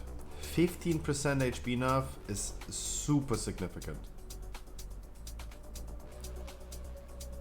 It's super duper significant. Sanguini storming next week? Ugh. At least Tyrannical. That's what I'm happy about. But yeah, I'm really excited for the next week's raid because I think like we're gonna do multiple runs of Jailer.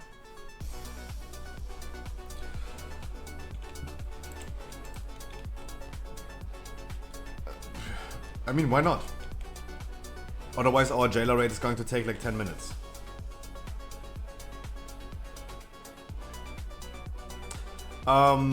Nightfay as Guardian, Covenant, or Ventia as well. Ventia has just a really strong damage output. Guardian Druid can actually do everything. You can go from Necrolord to Kyrian, Ventia, Nightfay can do everything. Strongest performer in dungeons is Ventia for your overall damage. Nightfay is just a little bit stronger in single target, but 1000 times 0 is still 0. That's why I would definitely prefer... I don't even know what other Guardian Druids currently doing. What are the Guardian Druids currently doing? Let's go sub-creation instead of like the other thing. Guardian Druid literally the worst tank. 83% of Guardian Druids are going Ventia. So Ventia would be the pick. They're even more Kyrians than Nightface. Yeah. by a big margin, they play Ventier. Because it benefits you just way more with your overall damage. Kyrian could also be good like group support. Night Fade doesn't make any sense. A 1 minute Convoke is not better or worse than a 2 minute Convoke. Convoke is just not a good ability for Guardian Druid.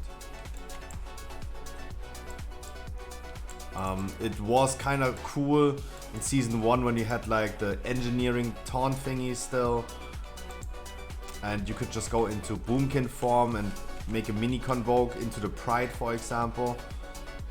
That was a good thing in Season 1, but this is no longer a thing. Because you also don't play with Boomies anymore.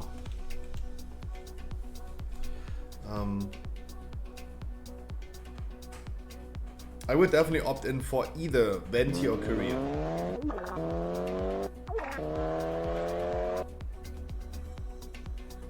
Venti or Korean.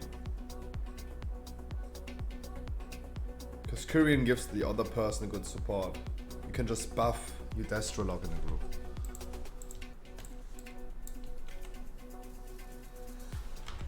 No one wants Boomy anymore? Exactly. Exactly.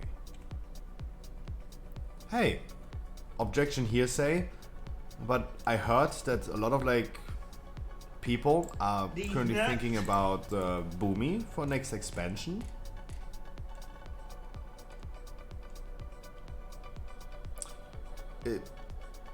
Understandable.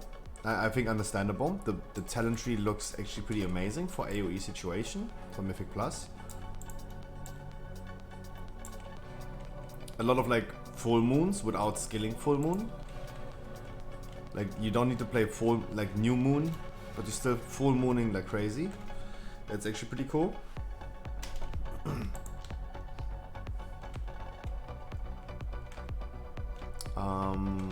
But let's see what looks better than that. I want to see the Beastmaster talents for Dragonflight. Yeah, me too. Yeah, no, guys, me too. Me too. Like, look at Ricardo's stream currently. Like, he is still sitting at the talent trees. Let me guess. Like,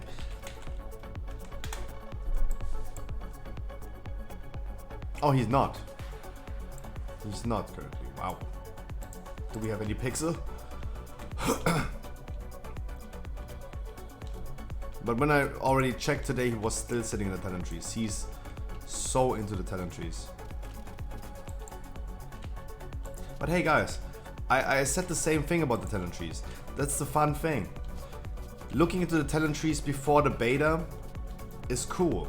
Because as soon as the game is going to be playable, on beta for example, it doesn't matter what we think. It doesn't matter what we look into the talent trees. It really doesn't care. Because we all gonna be meta slaving.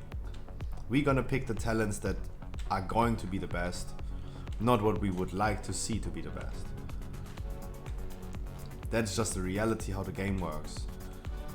And making the theory craft right now is super fun.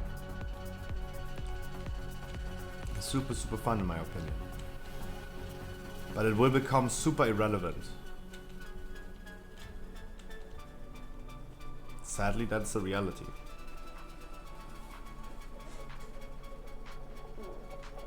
I played first year of Shadowlands as Necrolord Arms, don't talk about meta slaving. Hey, I'm playing a Guardian Druid and Boomy right now. I can't talk about meta slaving anymore. The thing is, we still obey certain rules. Like, we're not just 100% freestyling. Like, choosing an off Covenant spec is one thing that goes against the meta, yeah, but still, we are still choosing somehow the right talents or the right gear, right? Masteries and haste, really cool for Paladin tank. If I was not playing a Necrolord Paladin tank with the weirdest talents and all my gear being on crit versatility, for example, then I would be not meta slaving. And to a certain degree, we're all adapting to the meta.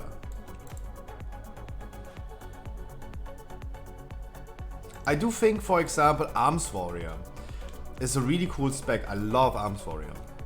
And I think when Mortal Strike is critting, it looks and feels really cool to me.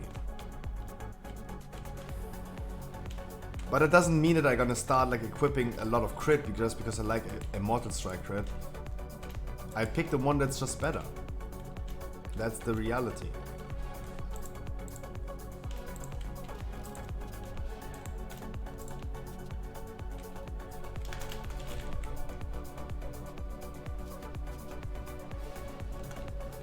Yeah, absolutely, absolutely.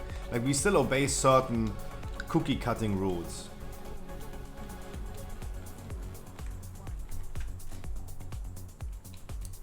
Freestyling does not really exist. Or at least for 99% of the players doesn't exist. I'm pretty sure, I know some people that are just like, I pick and do whatever I want, right? They're not interested in any competitive content or something. They just do whatever they want. Respect that. Respect that. But this then just does not apply to 99% of the people. And there will be no borrowed power in Dragonflight. There will be nothing in the game besides new talent trees. And especially with the talent trees, there will be some adaptations to it. Like, I'm pretty sure some people will skill certain things different than others, especially in their regular class tree compared to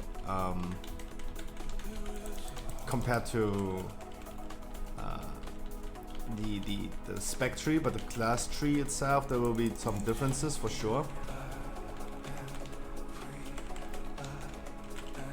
I don't think we're gonna see this specifically for Shadow Priest talent tree. Was a good example for this. The last row of all the Shadow talents, they are wonky as fuck, because all of those things have no meaning right now, because we don't know how powerful they are. We have this Idol of Ishari talent. You gain a benefit. You and your Shadow Fiend, your Mindbender, are going to receive a benefit depending on the emotional state of your target. And Blizzard clarified what that means. Like, you get like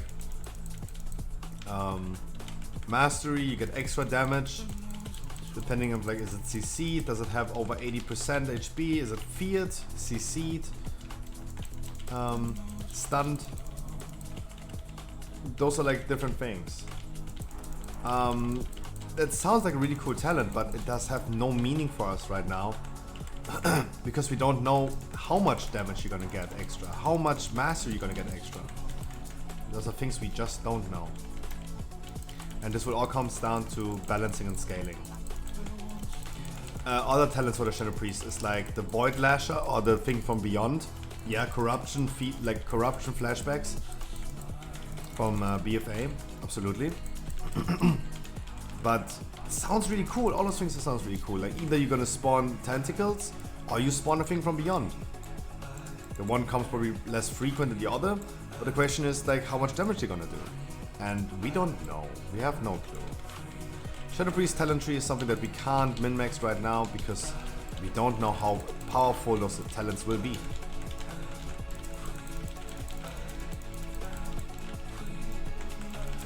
That's a significant difference. And just because the Mindbender thing sounds cool or the thing from Beyond doesn't mean that we're gonna pick it. And we will still obey this. And this is going to be the only thing that we're gonna have in Dragonflight that makes us meta slave. There's no Covenant, there's no other borrowed power, there's no legendaries. That's the only thing that we have.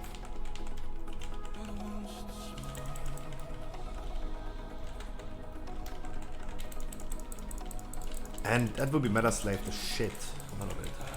Guarantee you. But therefore it's so cool before this thing is even released that we can like philosophize about it, whatever the name is. Like, we can just dream about certain things. Like me looking into Tarot today, but Sebek, you're making good progress. And Sebek, if you need any weekly keys, we're starting tomorrow with weekly keys. 2, 3, 9 item level is the minimum that I want people to have. And you're now there. If you want, I'm gonna give you a weekly key tomorrow.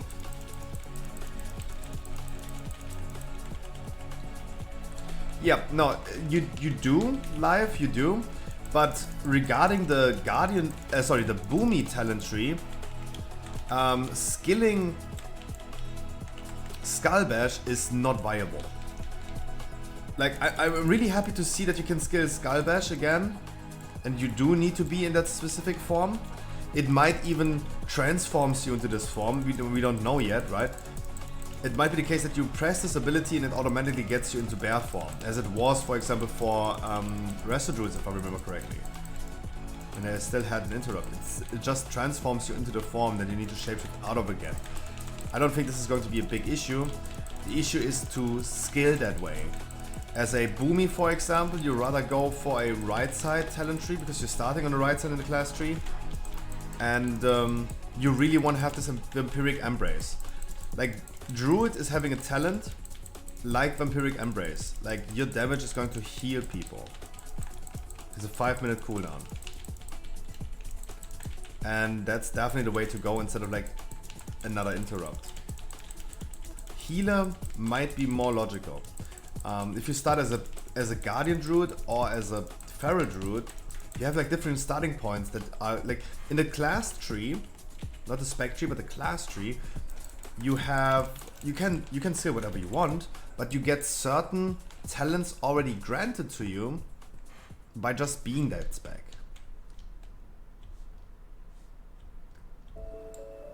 Right? And it saves you already like 1 or 2 points going a certain way where the class tree is pointing you towards to. And it would be wonky for a Boomy to go for Skull Bash. Really wonky to scale that. Therefore, on the other hand, like for Guardian and Feral, that's on the way already. And healers they're really close to it. They're just right side of it. Bear is exactly above it, where it started. And Feral is left to it. So Feral has probably the same route as a healer to skill towards Skull Bash. Healers will be, like Resto Druids will be skilling Skull Bash.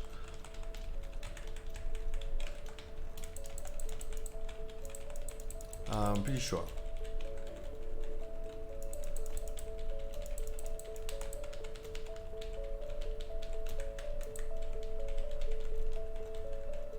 They're gonna get their interrupt back.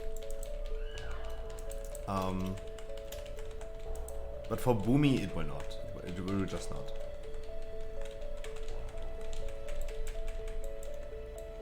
Aua. It did hurt just suddenly.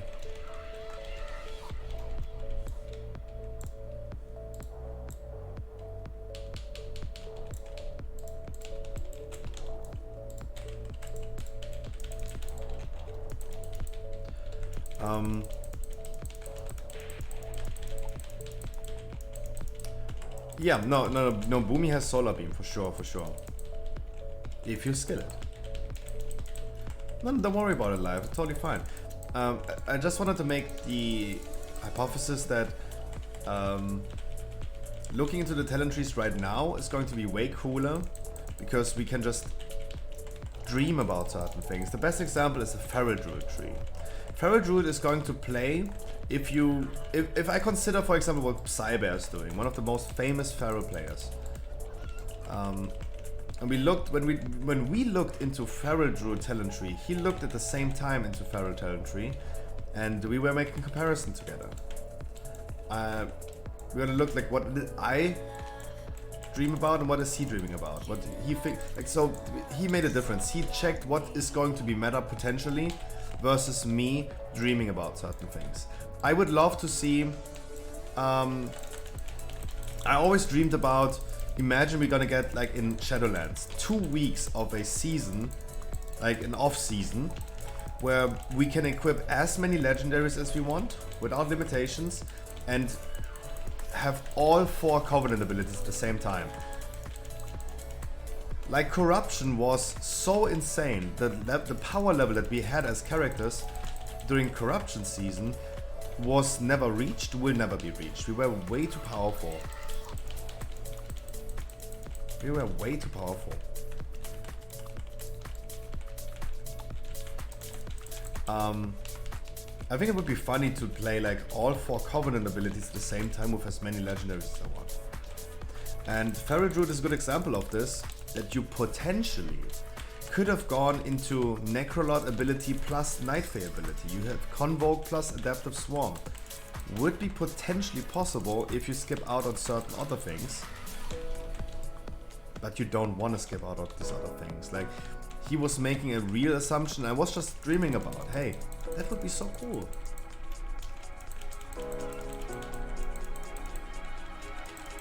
But Feral Druid will play exactly as it is right now. Did that the Swarm? No. If I remember correctly, it doesn't. Many abilities are nerfed. Primordial Arcanic Pulsar is, for example, the current best in slot. Boomy Legendary, every 300 Astral Power you spend, you gain a Celestial Alignment. This is going to be nerfed into 400 on the talent tree. It will be a talent, but it is nerfed. But still the best in slot. Then we have Convoke, for example, for Boomy. We can scale Convoke. Convoke is going to be exactly the same without legendary effect.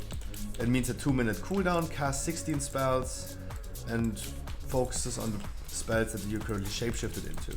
Then you can scale Improved Convoke. There's a big difference to currently. Improved Convoke will only scale that you have a higher chance of casting an exceptional spell, as the legendary is doing right now. That means more full moons as a Boomy that you proc with Convoke, but it's not reducing its cooldown down to 1 minute, but it will also not reduce the amount of casts you're gonna cast. Right now it's like with the legendary, it's a 1 minute cooldown into 12 spells instead of 16. But with the improved Convoke from the talent tree, it's going to be 16 spells in 2 minutes cooldown. That actually sounds good for Boomy. It actually sounds really good for Boomy. The Boomy talent tree is a little bit too wonky for skilling Adaptive Swarm into Convoke, but that's a cool thing why many people currently assume that Boomy talent tree looks actually pretty poggers, because you will be skilling Convoke, you will be skilling every 30th shooting star calls down a full moon. It's the Torghast power, but just with shooting stars, not with Moonfire ticks. It's a difference to the Torghast power. But you will skill into that. You will skill into a longer duration of your debuffs, into the legendary effect that your dots are ticking faster. Faster ticking dots, because it says the damage of your debuffs will have a chance to cause shooting stars to fall way more frequently. And from that current perspective, you're gonna have a lot of like debuff ticks really fast in AoE. Why can I not heal myself? What if I,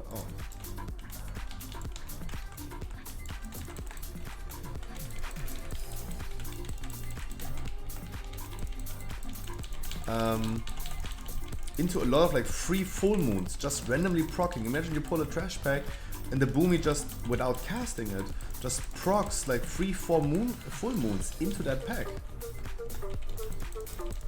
Just passively. That is so fucking good. We did not mind control both bats? Okay. You're gonna pick the other one in a second, I think.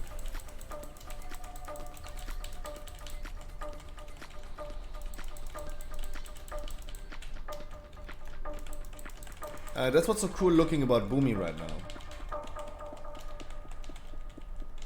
So from what we understand is that getting into Celestial Alignment will cast Moonfire and Sunfire on all targets in front of you. Even Moonfire. So Moonfire becoming AoE spreaded is a thing that we didn't have yet. That increases the chance on shooting stars. Increases the frequency of your full moon procs. And of course, with the legendary that we have, every 400 Astral Power that we spend, you're gonna proc CA as our best in slot legendary right now. That's insane. With the things ticking even faster, holy moly. That's going to be huge, guys.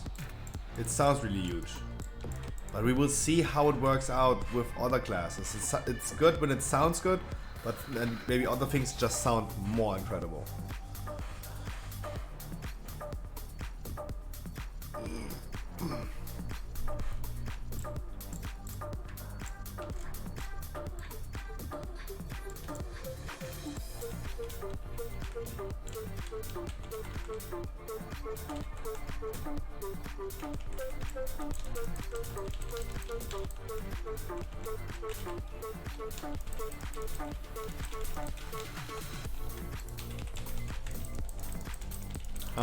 Yeah, Boomy sounds is really good on paper right now.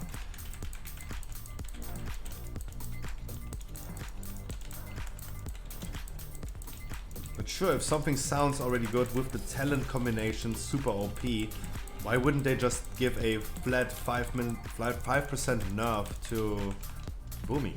If Boomy just benefits from the talent tree way more than other classes. And then all of a sudden with a 5% nerf of everything, boom, Boomy is not viable anymore. 1,000 times 0 is still 0. So there's a lot of room for like things to happen. It's so speculative at this point to think about what is right and wrong, which classes are going to be good. But certain things just feel and sound like it plays really cool. As I said yesterday already, I think the main goal that Blizzard had right now for the talent trees before they're gonna start balancing classes is to make their playstyle feel good. And that's, I think, the first thing that they're working on. Their playstyle feels good. Feral playstyle, for example, is going to be exactly the same as it is right now. Yeah, Feral lacks an AoE finisher. That's just like a base thing that the class is the spec is missing. But in all honesty, as what we skill on the Feral Druid tree, it's literally 100% the same as it is right now, with just a stronger, consistent AoE output. Because you're gonna have the AoE legend. So if you play Necrolord Feral in dungeons right now, you have like a fortified week where Trash Pack lives longer. And you have the legendary Circle of Life and Death that makes your debuffs tick faster. Your bleedings tick faster, with the AoE bleeding into proccing 3 ferocious bites. Proccing into 3 ferocious bites. With your debuff, with your bleedings. That's going to be insane. So many procs. It's going to be the same, just a little bit more on track. Yeah, guys, watch out. We're gonna have a shit ton of ads right now. I'm gonna bubble that.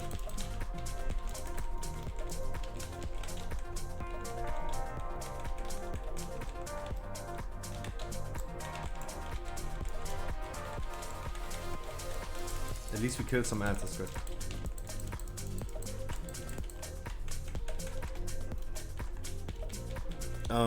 Yeah. But yeah, I just wanted to say, like, sorry for talking about it so much. Right now, talking and thinking about talent trees is so cool, because it will not matter. Whatever is simming better, like later on, the best, is going to be what we're gonna play. It really doesn't matter what we would like to see. It all comes down to the mathematics. Because in the content that I'm striving for, of course, like continue raiding with my guild and doing raid content, doing some dungeons, I will 100% choose the talents that are going to be the most impactful to me for my situation right now.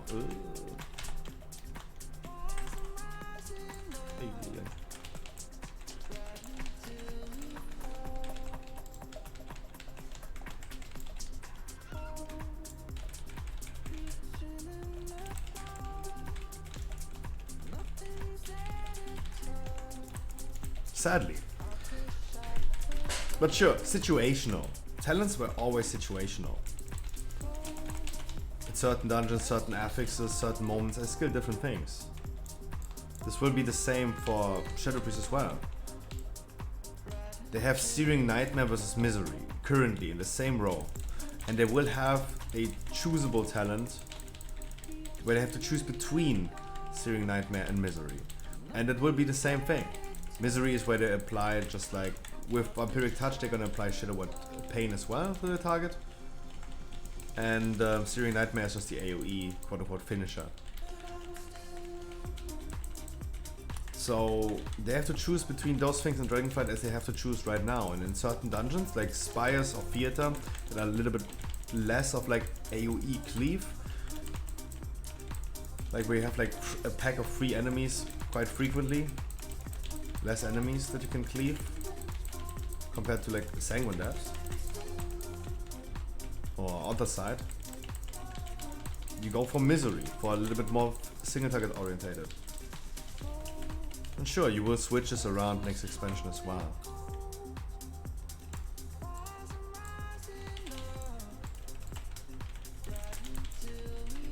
Make sure you're gonna spam the button, Yamios, so you can mind control both bats at the same time. Would be cool if you start mind controlling them.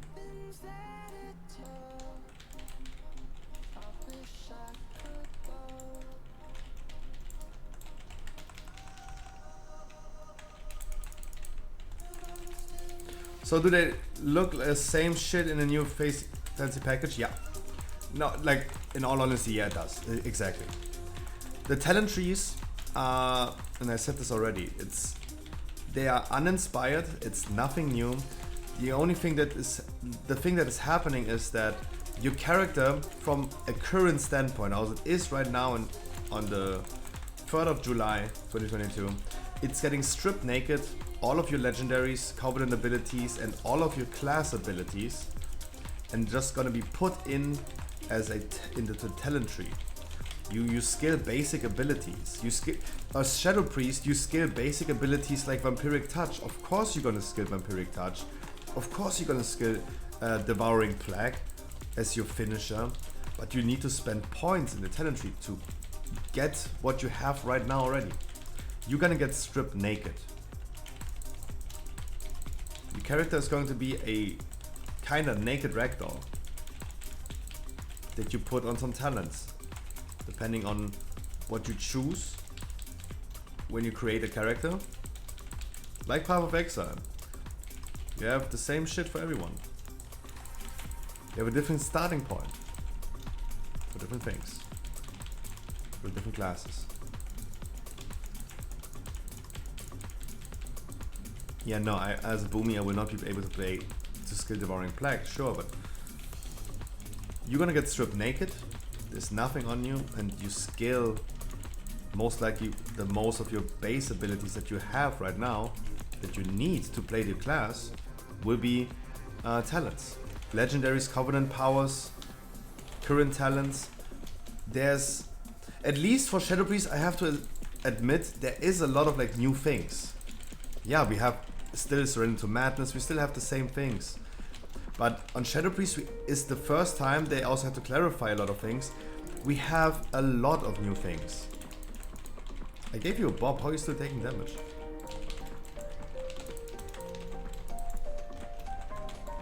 Jesus. The dude was casting on you. Yeah, you will get, you have to skill what you do right now. Feral exactly the same. Everything is getting stripped from you. The benefits that your cooldown is, like that Berserk is giving you, is going to be gone. You need to scale that. The empowerment that being in stealth gives you as a Feral Druid will be gone.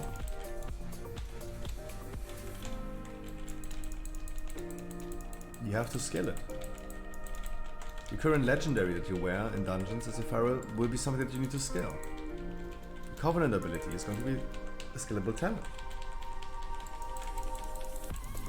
It's pretty likely that you're going to end up after it's pretty likely that after the pre-patch to Dragonflight, when we get the new talent trees into Shadowlands content right now, that we're gonna play absolutely the same. Right? That your power level and your playstyle potentially is absolutely the same as it is right now. For Feral, for example, it is the case.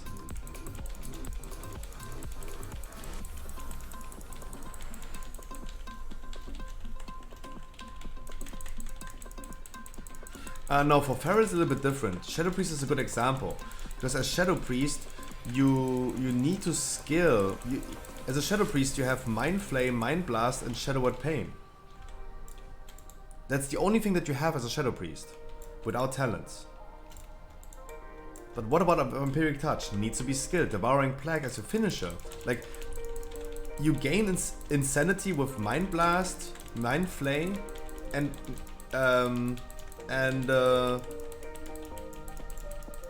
Shadow Word Pain. You gain your power with.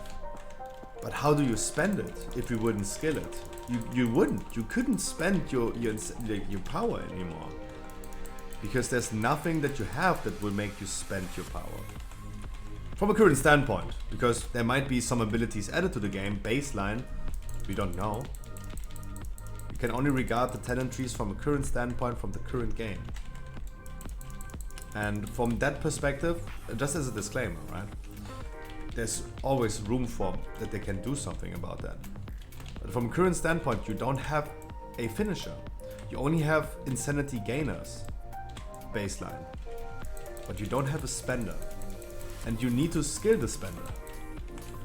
Devouring Plague, Void Form, all those things that are currently baseline to a Shadow Priest, what makes it a Shadow Priest, are going to be talents.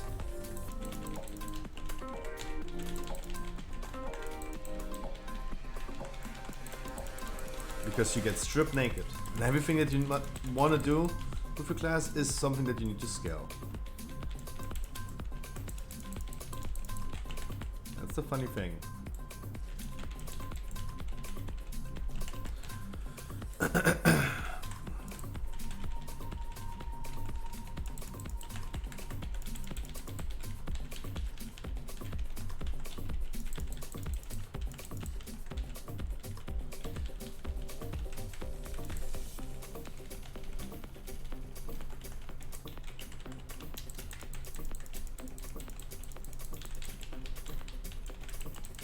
I'm trying to be silent for a second because we're almost done with the dungeon and I can just show what I mean with the talent trees.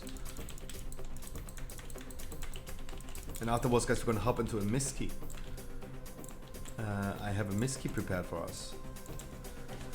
Nice. GG, guys. I'm gonna show you what I exactly mean. Priest, Shadow. Devouring Plague is something that you need to skill. Oh, sorry, you don't even have Mind Flay. I'm sorry, you need to skill Mind Flay. The only thing that you're gonna have as a Shadow Priest is Shadow Word Death, because this is that is something to get baseline talent. If you consider like this not being existing, you would have literally Mind Blast, Mind Blast, and Shadow Word Pain. I think this is also how you're gonna start before you be able to skill your first talent point. And then you go for the Devouring Plague, you go for Vampiric Touch, you go for AoE, Mind Seal. Of course you're gonna skill these things. These are baseline things that you have regularly as a priest, right? That is what a Shadow Priest is doing, right? This is all a Shadow Priest is doing. You need to scale that first. Then we have here Misery Searing Nightmare. We go for AoE finisher right now. That is the Shadow Word Death talent. Boom. Silence? Hey, there you go. Dispersion? No. There was already a Shadow Priest cheat sheet on Reddit. You don't go this way, you don't go this way. You waste points if you go for Vampiric Embrace or for Dispersion. You will not do that. You have to go now into the middle. Vampiric Insight. That you proc a free Mind Blast. Boom, there you go. You go for Void Eruption into Hungering Void, also ran into Madness. You continue going over here. You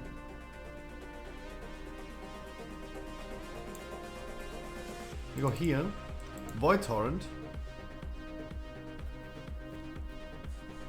Go for Shadowy Apparitions, we go this one. We go for Shadow Crash, only one. Mind Devourer. Wait, I can't go further. Oh. Shadowy Apparitions, do more damage. We don't want to skill Damnation, doesn't make any sense. We go for this one, boom. Mind Blast deals more damage. We go for Mind Flay, we go probably for the Tentacles. Extend the duration of your debuffs. This. We have 1 point left. Could potentially go in here and double Shadow Crash. Right?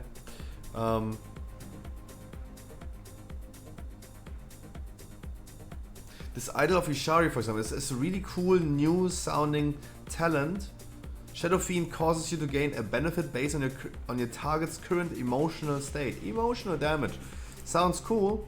It must be overpowered, otherwise it would be so awkward to skill while shielded. Vampiric Touch and Devouring Plague deal more additional damage.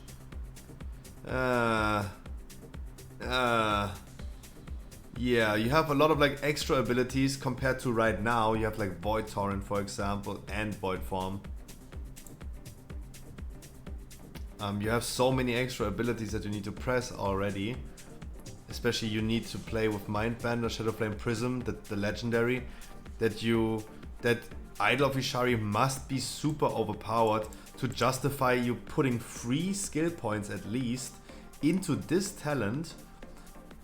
And this is causing you to even have more abilities in the rotation. You need to shield yourself, right? That might work with another priest in the group, in a raid group, shielding you. But it's also never guaranteed to have. What about Mythic Plus, when you're the only priest? You really want to press all those buttons already? Plus, in the meantime, continuously shielding yourself? Then Idol of Ishari must be super strong. Doesn't look like it right now. But just as an example, like look, the talents that you skill, those are literally your baseline abilities. The same here, Shadow World Death. Right? You need to skill. I mean, it's granted by default when selecting Shadow Discipline Specialization. Yeah.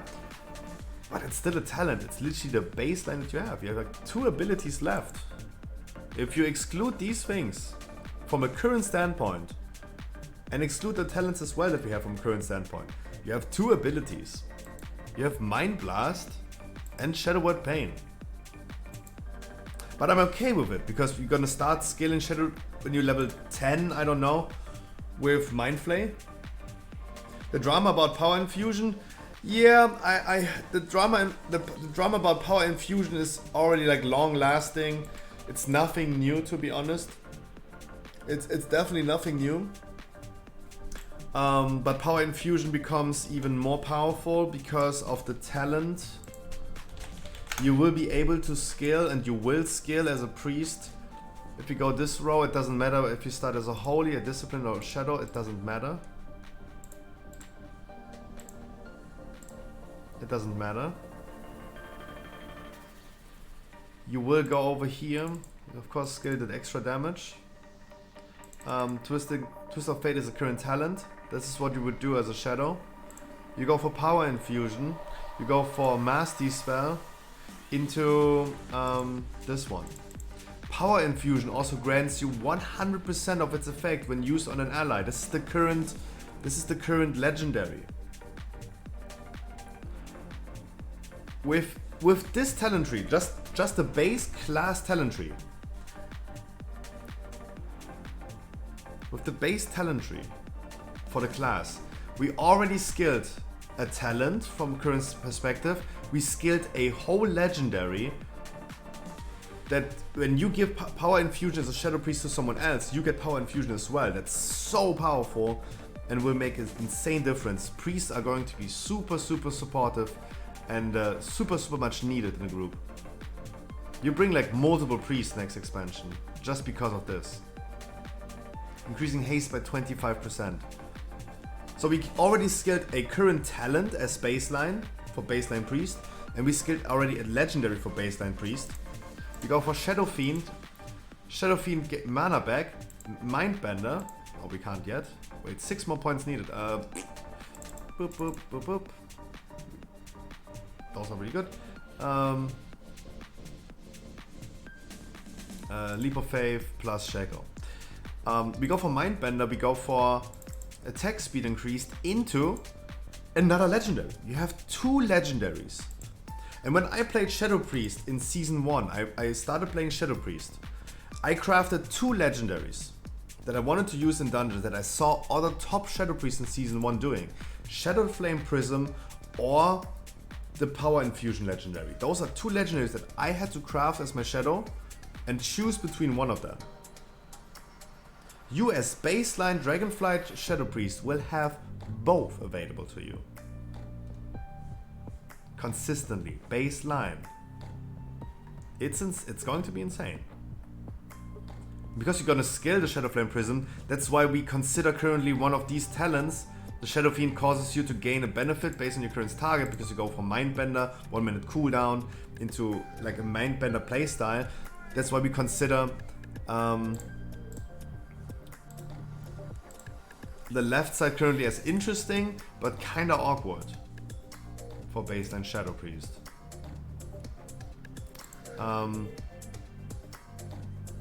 Mind Control is nothing that you want to skill, but we have still 8 points available, that's so much. Potentially you go for Mind Games, the Venti ability.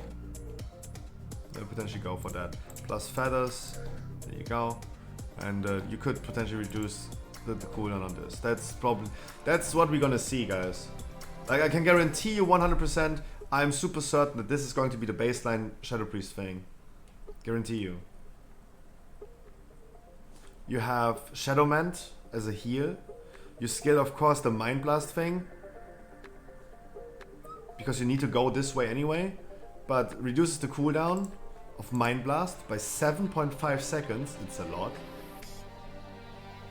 Of course, Twist of Fate is a talent that you choose in single target anyway. You go for the Mindbender into Legendary. Duh, this is the current best in slot Legendary. Duh, but it's baseline. You don't want to go for Mind Control. You want to have Shackle if needed, but you needed a point anyway. That's the thing, you needed a point anyway. You want to have the movement cooldown because you have points over. You don't want to go left side at all because it is not a damage increase for Shadow Priest. So these things do not matter. Power Infusion, duh. Into Skill Power Infusion, duh. Right? Shackle, Master Spell, those are things that are really, really useful. Really useful.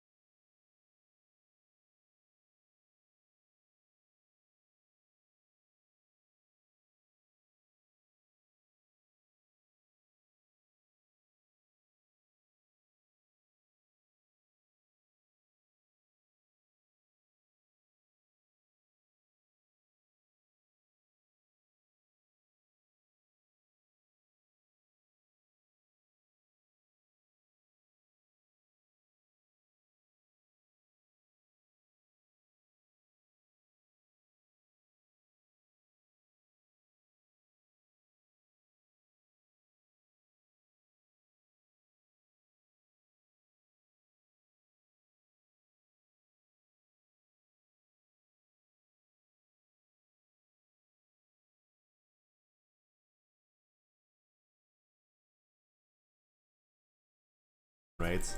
I think it is not competitive if you have two different modes, 25 and 10. And I know that many people want 10-man raiding back. I really don't, but 10-man dungeons would be really cool.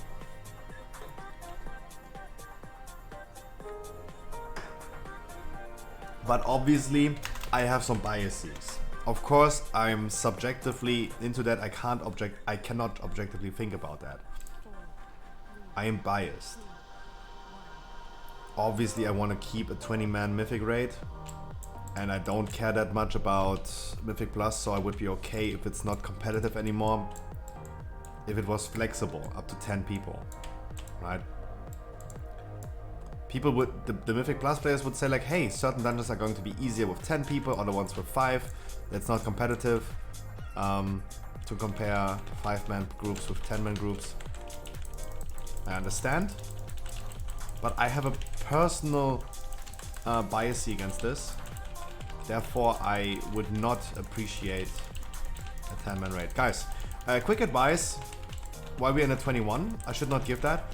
If you stack up on these small ones, they will not jump on you. They have a minimum jumping range of 10 yards. If you're standing more than 10 yards away from them, they will jump on you. And then I need to bob you. You can avoid that by just stacking.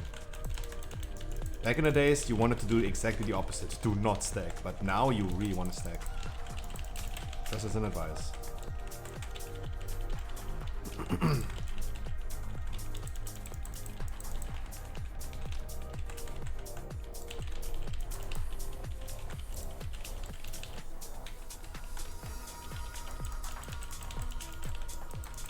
Okay, next week, guys, we are gonna have Storming and Sanguini.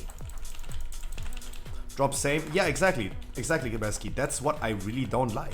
Because certain bosses are going to be way easier on 10-man and certain bosses will be way harder on 10-man and the opposite around. That's why the phase during MOP was so awkward in my opinion. 10-man Garrosh was so much easier than 25. And other bosses were so much easier on 25 than on 10. And how do we compete in world first race if one guild is going 10-man, the other one 25, and it's easier for one group than the other because they're having different sizes. A competitive level like Mythic raiding should be an even and balanced playing field. Everyone should have the same requirements. They should ditch 20-man. Yeah, get 25 people back. Exactly. 25 is actually a better number. Oh, we have no way to reliable skip. Then there we go.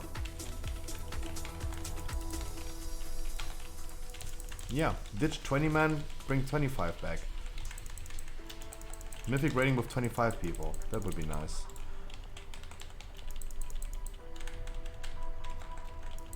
And one of the last things that we have in World of Warcraft, that is when we talked about like region-wide auction house, the last thing that we have for servers is guilds.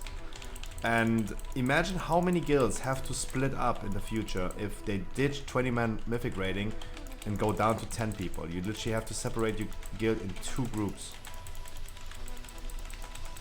And I think this, yeah. But this would all come down to, of course, into a, we have to decide like who are the majority of players, the people that are guilds with a lot of people, or the guilds with only a handful of people. Certain guilds would appreciate 10-man raiding back because they are currently not enough for Mythic raiding, for example. But what about all the Mythic guilds? Or not just Mythic guilds, but the guilds that raid Heroic but with like 25 people. Right? It all comes down to the quantity. But as I said, guys, I will not be able to argue about this in an objective way because I have a strong opinion about this that I want to see going forward, right? I always try to be super objective, but in this case, I have really personal biases. I do not want to see 10-man raiding. Fuck that shit. If there's a guild that doesn't have enough players for Mythic raiding, yeah, connect to another guild. Merge 2 guilds together. Fuck that shit. And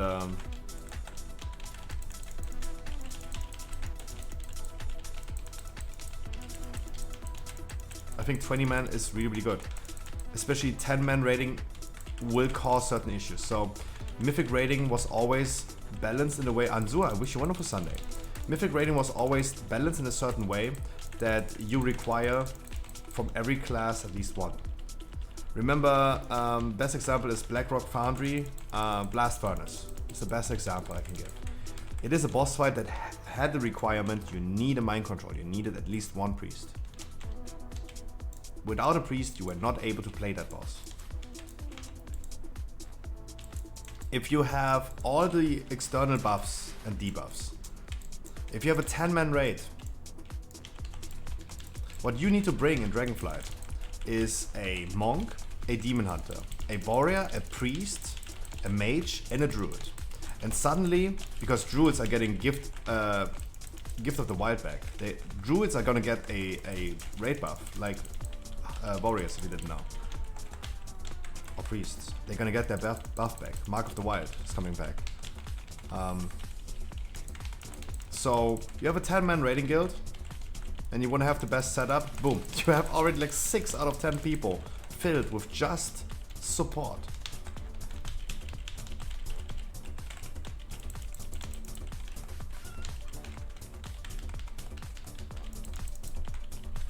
And even during the times where mages or warriors were not best in slot classes or not the best for the raid, and we see this for example in the world first race, sometimes where you just don't want to bring melees for example, you're still gonna bring one warrior because you want to still have the attack power buff. There are no scrolls anymore as we had in BFA. And that 3% extra that you gain in BFA was still a significant thing.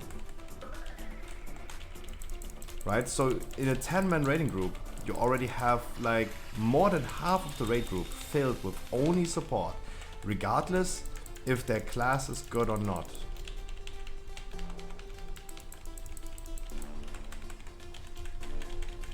And with the amount of classes and specs that we have in the game right now, we're gonna get our 13th class. We now in Dragonflight have 13 different classes.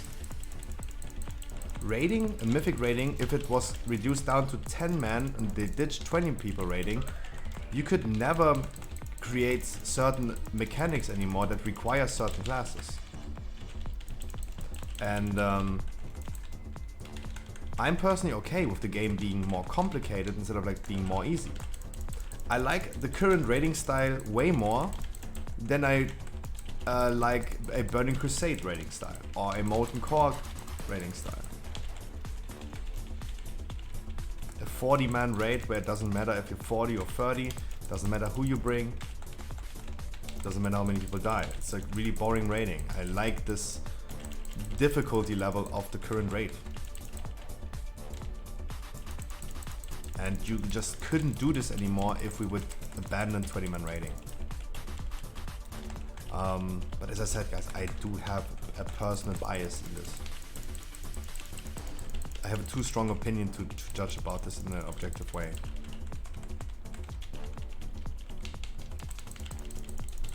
And we go back to the ad, please, again.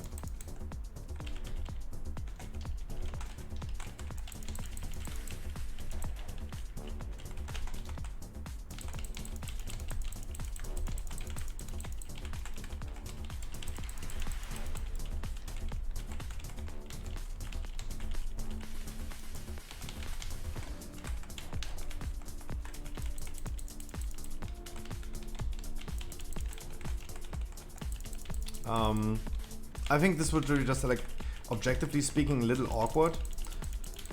Definitely like not bringing back both modes, like 25 and 10 man, because it is just not competitive. It's not a fair playing field.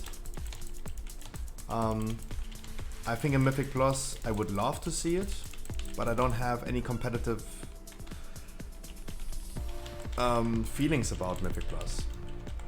And I would still understand it. The top players say like, nah, it's not equal, it's not fair. If we can like do certain with 10 people and others we can do dungeons with 10 or 5 people. It would be just unfair, I understand.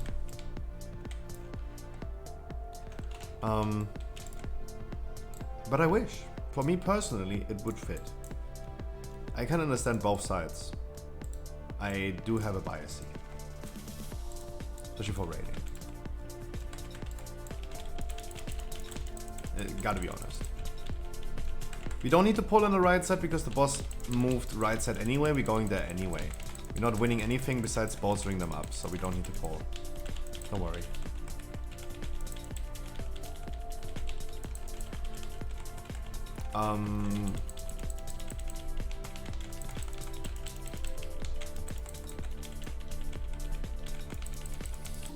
But there are other things that we also talked on the podcast about that must change in Mythic Plus, right?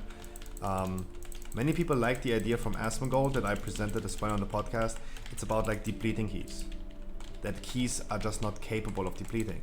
If someone fails a 20 key, leave them the 20 key. If the random people that you invite into a key start fighting with each other in an argument, and all of a sudden like they leave because they're just like cocky and bitches, you would end up with a 19 key that no one wants to run. Or a 14 key, if you had a 15 key. There's one precious 15, that's a weekly key. Those things that should change. The game is designed, and yeah, I understand the argument that it pressures you more. That means your excitement for the success is a little bit more. Some people argued that. After asking a big group of people during the podcast, where we had like all chats combined from all the people that streamed the podcast as well, the people that came from all other streams to our stream, and we can at least say in our small sample size that we are, that the majority of people would enjoy if the game was not designed that way and you could not deplete Mythic Plus keys. If the key is too high for you, you could go to Oribos and deplete it manually down. But you should not end up with a random toxic tank failing and then leaving your key, and then you're sad because you have a 14 key that's no longer a weekly key and no one wants to do your key anymore. In the small sample size of people that we are, the majority of people said it. Don't know if it's going to change much if we have a bigger sample size. We talked about these things already. The small sample size is almost as good as a big one. The precision is just less. If 80% of people are saying, yeah, that's a good idea, Asmongold, and only a handful of people are like saying that, yeah, we end up with 80%. But as soon as we go for like a big sample size, it will not just suddenly be like 10%, right? It might end up being like 60% or 70%. It will be around that area. But a small sample size is just not as precise as a big sample size.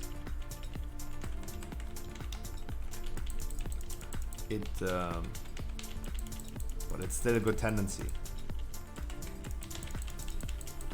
And hey, I bet money on this, that every one of you guys, you're still playing the game or have been playing the game a lot recently.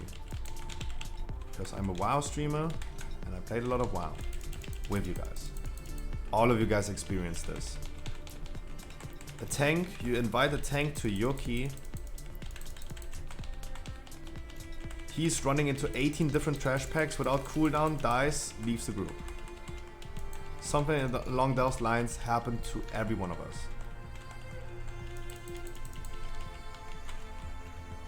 And suddenly you ended up with a key that you didn't want to run anymore, and the majority of people don't want to run anymore. A 15 key is something that even high score players queue up because they want to do weekly. A 14 key is something that high score players don't want to do anymore because of the weekly key anymore. And if you had a 15 key that got ruined by someone just like completely brain damaged, suddenly you have a 14 key. Completely innocent. You didn't do anything. Right? Completely innocent. You didn't do nothing about this, but all of a sudden like he ruined your key. Because he left. He didn't even want to finish it for the weekly. And boom, you end up with a 14 key that you really have to hope. Now the pressure is even more on, right? The pressure to have this 14 key and you want to time it to get a 15 back, that you then can just do it weekly. The pressure is even higher on a 14. A 15 could be depleted but still a weekly. But now with the 14 key you have the pressure of like, now it must work, right? And then you must run another key, that key again, and then you really have to hope again. That should not be a thing. It will not solve the toxicity in the game. People in 2022 are just how they are. Golf here, wish you a wonderful good evening.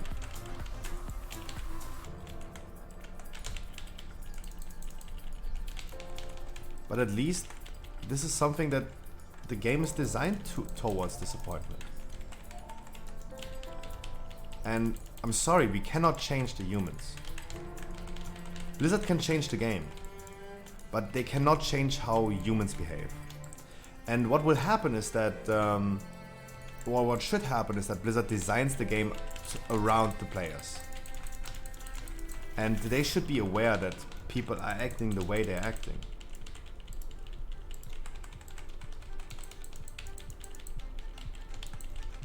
There should be certain systems in place that are just like, hey, you can't get butt fucked so hard because people are acting that way.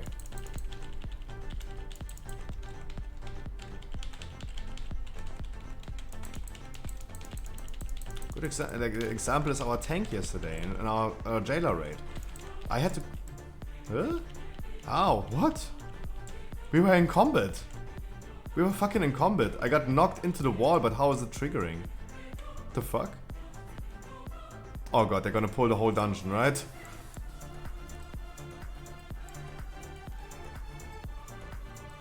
I got knocked into the wall and it suddenly... They're gonna pull the whole dungeon. Bad. Bad. They just ran through all the doors. Oh god.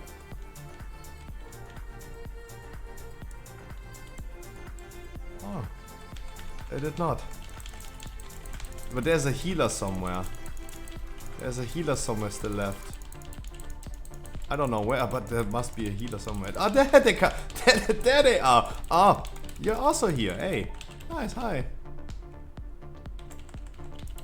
Purge, please, the healer in the back. Please purge the healer. We have a shaman in the group. Thank you. Jesus. But how is this possible while we're in fight? Yeah. Good job, Blizzard. Damn. Yeah, there should be just certain like backup mechanics in place that prevent certain disappointments to happen in the game. I like Mythic Plus, but I think we all can agree that Mythic Plus is a really stressful area of the game. It's stressful, you have a timer, you need to time the key, you work for that, and you're gonna end up like with a stressful situation. With like in every soccer team, in every football team, they're gonna scream at each other during the thing. And in the locker room, they're gonna have some good boy fun, right?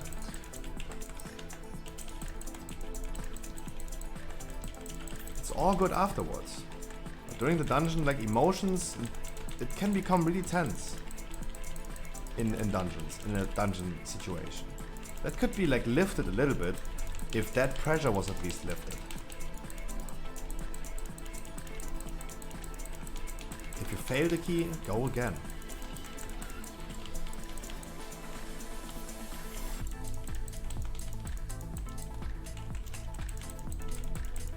And I have friends, for example, Maddox, for example, he really doesn't like Mythic Plus.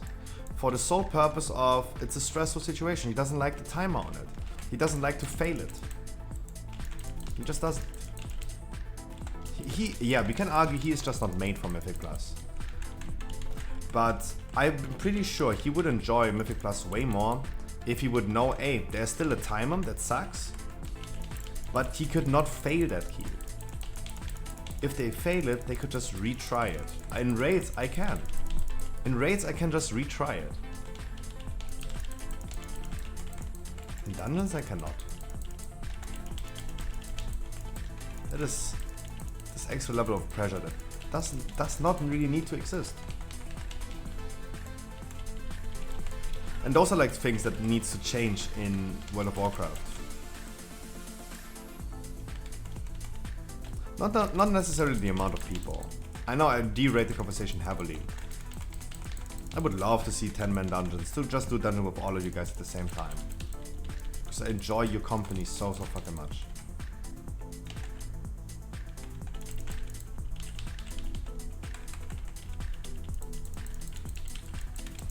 But this is not the first thing that I would think you should change. If you fail, what's the big deal? People just don't like failing. I mean, you say this like pretty simple, I agree with you, but there are some people really angry about that. Guys, all of you have heard at least once the quote in your group, "Thanks for depleting my key." Why did I hear this a lot? Because I even said it a lot. Guys, I was a toxic player as well before I started streaming. I was fucking toxic, hello? Of course, I have experiences with being extremely toxic, being silenced in the game for toxicity. I know. I can be a real bitch, guys. I'm gonna scratch your eyes out. I could. But I learned, especially thanks to streaming, to have a lot of patience and other stuff. But I could be really bitchy. And I have been really bitchy in the game. And I said a lot in my lifetime, please go back to classic. Please uninstall.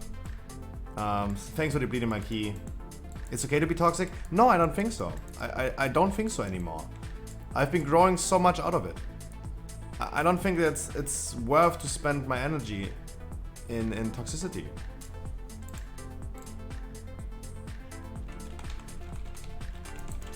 I really don't think so. Especially with having that like done in my past. I have good experience and I can now say like, hey, I don't think it is. I don't think it is. When someone is failing in my raids, I have a way, I either can go ahead and say like, hey, my man, what is going wrong? Can we help you with something? Instead of like saying, you suck, leave my raid, and kick him, right? There's one thing is like working with people, the other thing is actually just toxic.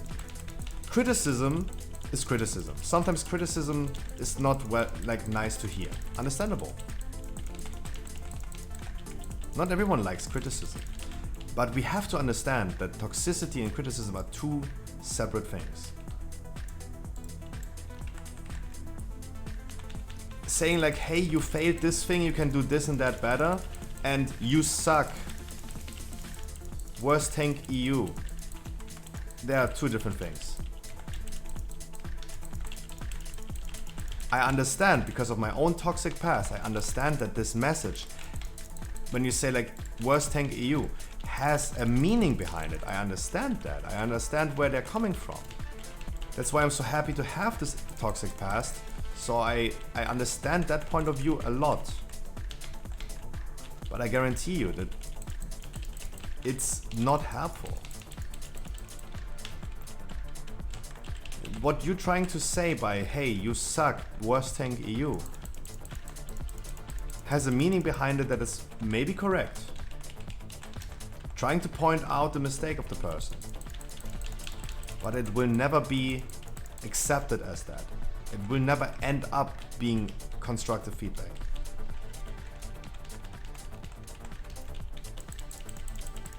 So no, I don't personally think it is okay to be, I don't think it's okay to be toxic. It's not helping anyone.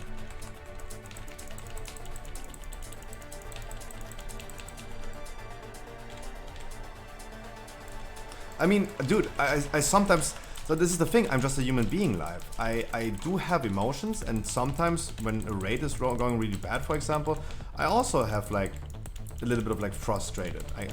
I'm a human being. And I cannot just fully change who I am, right? I try to restrict myself a lot sometimes.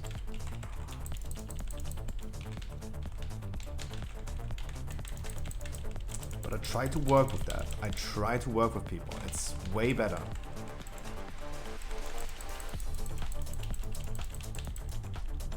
Guys, one trash pull after this one, and we go boss. We have time to time it.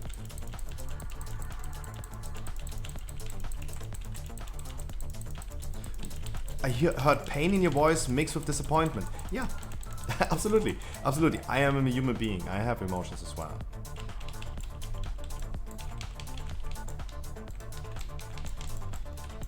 Yeah.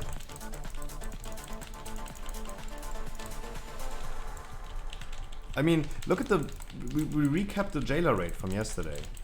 But guys, the people in my Discord, as I told you, I try to be really calm with them. But on stream, you see my real emotions if I'm not a potato. You hear me like... doing this... I see someone like suddenly getting mind control. Suddenly I go like... come on, why? Right? There's something dying inside of me every time this happened. Every time our Enhancer Shaman yesterday died. Something died inside of me, yeah, absolutely. But I try to not let it overcome me. I pointed out and name calling and telling exactly to the people what is going wrong is already like the max limit. Honesty sometimes doesn't sound good.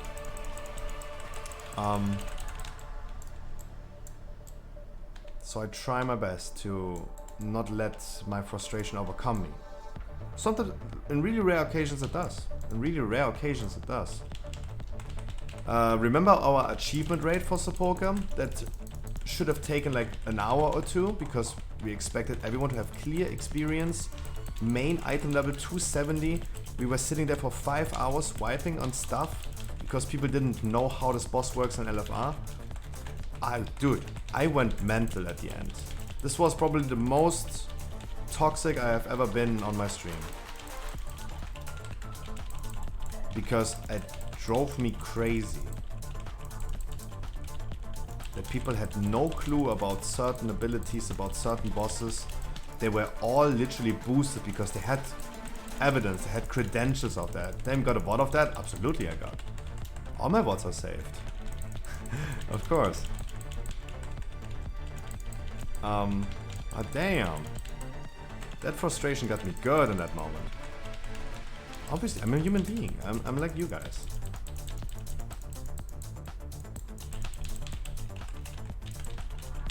And Unbreakable, one of my viewers, he got kicked in that raid. He's not snowflaking about it, he understands. But I mean, he was consistently failing. On a boss that he needed to have. A boss that he needed to have experience, otherwise he would have not been there. I'm a human being? Beans, what the fuck?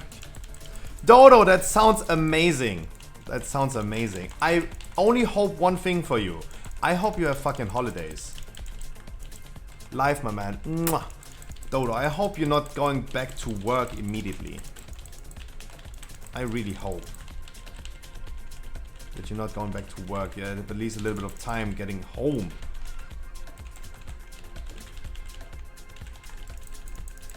Before you suddenly have to work again.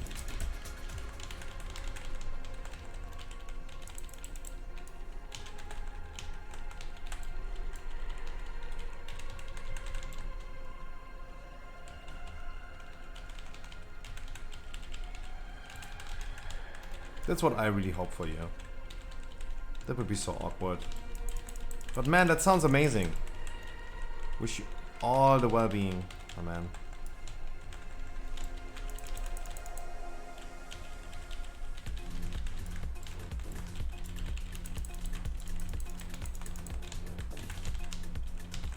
Guys.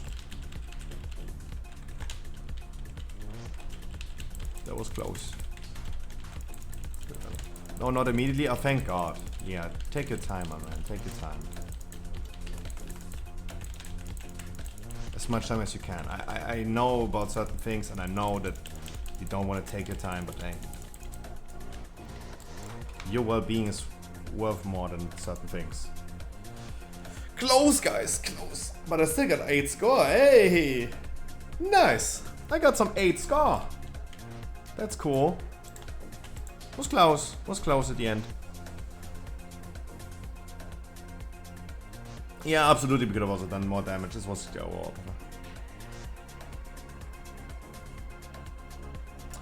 Not gonna lie, even if I failed at the boss now, the damage is too low. Yeah, absolutely, absolutely. For 21 key, people are doing like 12k DPS. That's not good. Of course. You're absolutely correct. Like Royds, you're not wrong. You're not wrong.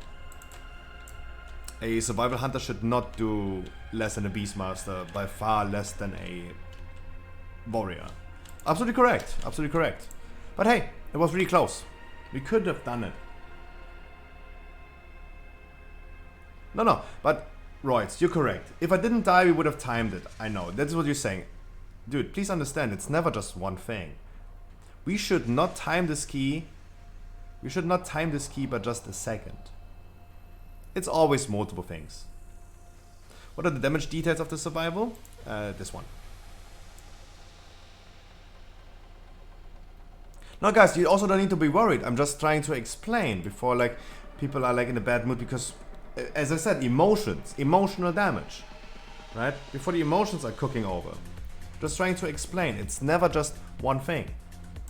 And this is the perfect moment, guys. Imagine we would have not depleted this key down to a 20 right now. We would still get a chance on another 21.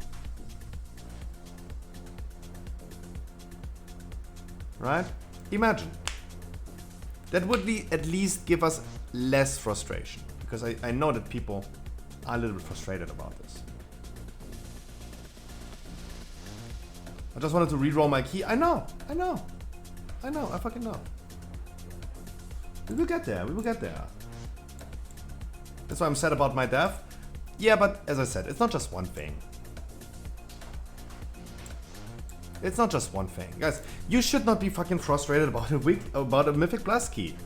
It should not cause frustration. We do this for fun, not for frustration. Yeah, if we get feedback, I could have done more damage. Our healer was fucking pumping with 7.7. And, hey. We could have all performed a little bit better. We could all performed better. Right? It's just not the performance that we provided, I myself, was not enough for 21. I'm not ready for 21s with my paladin. I don't feel so. And clearly, our shaman by far is ready. He kept us alive a lot, and 7.7 KTPS is a lot. Big pumper. Your damage, Royds, big pumper. Our hunter damage, barely enough. Could be enough if it was flawless, right? Flawless means flawless. No mistakes, no wipes, no deaths.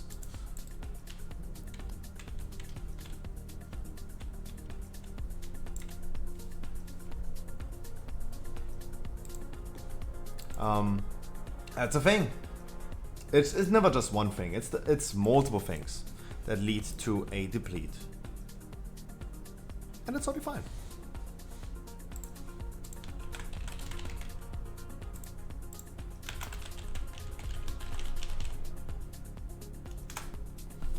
I'm gonna send you over, guys, to my wonderful boy Andre.